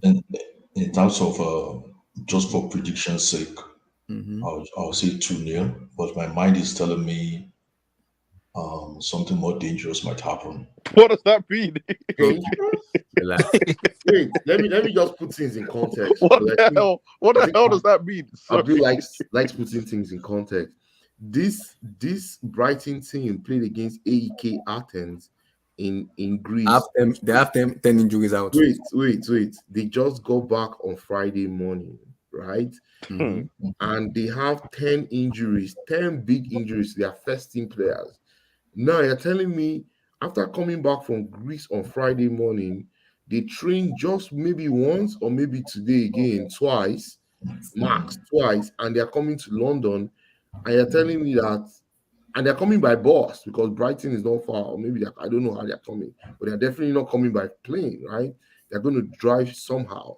So they're going to come to what? Probably. They'll take a train? Okay. Brighton is not far from London, right? They probably. Don't you think they've been in London since Friday, since they got Oh back yeah, on Friday? maybe because they probably flew from Greece, right? Yeah, maybe they just. But they need to train. Where would they now train? They don't have to. They don't have to. It's So they Chelsea don't at have the to end train of the day, to. right? That means They they're have even to making train. it worse. So they don't have to to train get to play ready. Chelsea. They need to rest. They need to rest, isn't it? Okay. Fair So no enough. excuse. That means they're saying that for 2 days Brighton did not train, and they're Emmy, already in London, and they're Emmy, going to play Chelsea tomorrow. Emmy, If Chelsea don't beat this Brighton team Convincingly. convincingly, But the problem is, this is a Chelsea team Let that me give played my last. prediction. No. This is a 1 Chelsea minute. team. Let me talk to A Emmy. Chelsea team that played last Saturday, though. We played last Saturday. Let me talk to you. right? Let me talk to you. So But the problem is, we've had 7 nights to sleep Emmy, and train. Emmy. Go ahead, Nana, before I get my Emmy, for me, I know you. Hey man, you're knowledgeable about the sport. I'm not ever saying that in terms of the amount of football you've watched. Have you ever heard of the phrase "football is a humbler"? It's a humbler, yeah, it is. So if you're not careful, Brighton could have traveled 10,000 miles here to get to Stamford Bridge on Sunday afternoon, and you'll see. And if you're not careful, posh You guy. get on good. If this posh guy isn't careful, wasn't Newcastle's beat as well? yeah, Wasn't hey, Newcastle's- if Poch isn't careful, I'm telling you, boy. see, by the time they tell those Brighton players they are playing Chelsea, their ears will be up and they'll be ready Yeah, for they'll it. be really charged for it, right? So for me, my prediction. Caicedo right back, no? Oh yeah, that's Why? true. There's no fullback. There's only one fullback in there's no fullback? I am Because Martin. James is suspended, he got a red card. And Yeah. Gusto's injured. What of the other guy? Kukurea is injured Gusto too. is injured. He's out for Kukurea is suspended. Kukurea is suspended too. Wow. Now you know what we're saying. We're gonna play all our fullback It's tomorrow. either Gallagher or He Caicedo right said back. they've been in No. London. He No, said they've been this in last London. but they're He said they've been in London since Friday. He even added more spice to my gist. They've been in London since Friday, so they've not trained. And they're going to play against Chelsea. So They have Gusto stayed for is 7 injured. days. Yeah, Gusto is injured. Gusto's Gusto injured. is My prediction. Chris My James prediction is whatever. My prediction is 3-1. We're gonna concede. Oh, Badishile. So Disasi. Yeah. Then you want the Sassy to Disasi play? versus Wait, Mitoma. time out. You want the Sassy to play right back against Mitoma? You want to kill No, him. I don't You want don't know him. he's a family man that needs his waist. You don't know that. He needs his waist. I don't want him to, but he's our contingency plan So because there's you no want one to else. destroy Let his Caicedo family be the and his future contingency. generation. Abdul. Let Caicedo be the Abdul, contingency. Before we get out, like guys, those, before we get out, you're like that police No, because officer that would give that us. tells all his police people to No, go no, and no, And no. according to Poch, guys, Christopher Lukunku will make the score tomorrow. I don't know if Nkunku will play. Yeah, he will be on the bench Abdul, tomorrow. you've spoken about Nicholas and Astrid, right? Relax. No, I'm not talking about that. Relax. No comment, please. I don't think that was him anyway. No, I don't think that. We will see. No comment. No comment. Oh, okay, what's that? Rumors. I'm not I've talking been about. hearing about. You know that girl has just. Can somebody clarify? I've not heard about this. What is going on? I just know that they're mentioning Nicholas Jackson. Let me. Sorry. Nicolas Jackson Abdullahi, let me tell Abdul this. Whatever you name it, that he need the motivation, and Lord have mercy to win games. The guy literally just went straight to this guy. I prefer not to respond. I prefer not to even talk. Abdul, let's just say he should be hanging out with Noni. That's what he should be doing. He should do this and say, "Yo, Noni, what is the news? I don't know anything about the news. Abdul, what's the news about? Do you want me to be? Should I be factual or just bypass it? No, I don't know the news, but I've been hearing like this is the news. I said when I come here, I'm going to ask, but I forgot all night. Like, what is the real news? What is Abdul? Do you know what a slag is? Yeah. Yeah. So there's this one slag.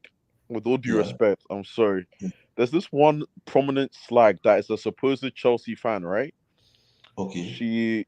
She in short, she sells her body, but she's attached to the club, right? Because you know how on Twitter Chelsea have a huge following, right? Okay. Nicholas made the mistake of apparently it's Nicholas. Apparently, we don't know. But Nicholas made the mistake of contacting this person who, is selling her, and was saying he needs motivation for the game. And he was asking her in the video, to send him some pictures, right? Okay. Of herself. And it was caught on camera. But apparently we don't know if it's Nicholas, supposedly. We don't know. But the problem is, Abdul, is that this particular woman is very... She's a fool. So it's out there on media. That's all it is, basically. Okay. But she didn't send him anything, or they didn't meet up. They didn't meet up. They didn't send anything. It was just a FaceTime on Snapchat. That's what the guy said. Send me a DM on Snapchat. That's what he said to Nicolas. To supposedly Nicolas. Okay. And so we don't even know. Maybe it's Nicolas. He said he needed extra motivation. That's what he said. Let me tell you guys, right? When I listen to I've heard Nicolas Jackson talk. When I listened to the video from the girl, it's not Jackson. The guy that was talking is just an African happy guy in London that was looking for nudes, man. The girl used the guy because guess what? To the Oyibo guys, right? All Africans sound the same, right? But to us, we Africans. This is the video. Wait. To us Africans, we know everybody's voice. Like if you hear my voice now, Nana, if you hear my voice, Nana, you go no say na me. Yeah, I know it's you. Yeah, I know it's you. And if you hear Blue Ice's voice, we are both Nigerians. We come from the same place. You know the difference between our voices. Well, I don't know if I can do much in the car. I mean, if you have in your phone. Oh, you want some pre-made stuff? Oh, are you guys? This is easy bait, man. This is easy bait. Don't mind this moi moi. This is what we call moi moi in our place. Okay. Guys, I'm out. Okay. Come on, That's man. not Nicolas Jackson. The fact that she recorded that session is moi moi. Come on. I can't believe people fell for that. That's what you call. Listen, that's what you call the. That's what you. This is exactly me. This is what you call the old roper dope. It's called the roper dope. It's called the roper dope. That's what they call it. I don't know how to pronounce it. That English is my fifth language. The roper dope. Like they show you like come and see. They call it come and see, eh? Is it come and see in pidgin? Come and see. Poppy. Thank you. What do you call it? Poppy. Come and see. So is it the girl that put out that video? It's the girl. Of course. Yeah. Come on. Okay, it's obvious. I don't even know the girl, I can figure it out. And was Nicolas Jackson in the video to her, or no? It's just on FaceTime. What happened to Nicolas Jackson? We don't know. What happened to Nicolas Jackson? I'm confused. So where did she was the guy? Apparently she is saying that he is the guy that's talking to her, but we don't know. And Emmy's saying it's not him. Who's talking to who? Sorry. Okay. Explain it to me. Who's Abdul talking knows that. Nicholas is apparently on that phone call. That's what apparently, but we don't know. We don't know. Okay. We don't know yet. Yo, the girl is no, selling that's her fake market, now. That's man. fake. The girl is a fake artist now. The You girl can't is trust her, she's really. selling. See, let me tell you, the girl's a The girl stripper. nice, man. The She's girl selling. nice. No. She's She not sells nice. her Hey, market. Blue Eyes. Hey, Blue Eyes. Hey, Blue Hey, Eyes. guys, Blue Eyes. Blue Eyes. Blue Eyes. Blue we Eyes. don't advocate They it. will. I beg. Jibs is out there. You have to take that Nice. back. You have to take She's that on. back. She's on What do you mean? Twitter. You have to take it back. Please take it back. No, I I'm beg. saying when I mean nice, she looks good, man. Sorry. No. Oh Ah, my like, God. we don't advocate that in Oh this thing. I my beg. God. Cruz, please. Is Cruz here? Chai. Yeah. Blind, you know, No. when we call someone, Okay, guys, sorry. when we call someone a war, I'm in not a Africa, that's vegetarian. the No, war. sorry, I'm not a vegetarian. I'm sorry. No, Blind. Yo, Blue Eyes. So Shy, man. Blue No, Eyes. I'm not a vegetarian. I'm sorry, So man. Blue I Eyes, don't know what that means. let me but- just say what the girl is now. The girl is a stripper, kind of. So she does OnlyFans. Okay, so what I said And is she's wrong. a Chelsea. Wait, It's let me very tell you. wrong. Wait, let me tell you now. Let me give you the profile. And she's a Chelsea fan. She lives in London, and what she does is she goes to Stamford Bridge. She can take off her clothes in Stamford Bridge, like her top. Yeah, she's like that, and she takes pictures. So now I think her market don't die small, right? Don't be small, big. So now to kind of boost, to tell you how our team is so indisciplined. Markets. This girl is actually using a Chelsea player to sell her market. Why didn't she try it when Aspie was the captain? Let me even go. Let me ask a question. So if you see that girl's picture right now online, will you look? No, It's there. It's she's a everywhere bite. online. She's Just a type her bite. name. It's everywhere. I You can don't give need you to her look name. hard, Blue Eyes. you You see don't need it. to look hard. It's Blue everywhere. Eyes, in But Africa, Blue Eyes, let me sorry, Abdullah, before you go. Back in the day, Blue Eyes, you know when Chelsea were actually winning titles, winning trophies? Mm-hmm. She would release a video every time we won a trophy. She would release an explicit video of her doing stuff, right? Every time we'd win a trophy. So it got to the point where, you know, when we lost that FA Cup final and Carabao Cup finals, Chelsea fans on Twitter would celebrate because that means we wouldn't have to see those videos on our timelines. You understand? Yeah. Wow. I hear you. Chai. I hear you, man. But As listen, the matter don't mean it. No. I don't think personally, I don't think Nicholas Jackson has to do that, considering he's in London and he knows people like Noni and people like that. I don't think he has to do that, really. Abdul, but on except- Instagram, Nicola Jackson like the girl post, the comment, he like it on his Instagram post. No, but is that real Nicholas Jackson's? Yeah, that's his Instagram account. That's Jackson's Instagram account. He did like it. Listen, Nicholas. I followed him Whatever you need to do to score 25 goals, do it. So I'm not. Hey, as long as it's not kids, do it, bro. I don't care. Just get 25 Peace. plus. God bless. Stay safe. Peace out. Jackson, don't finish us.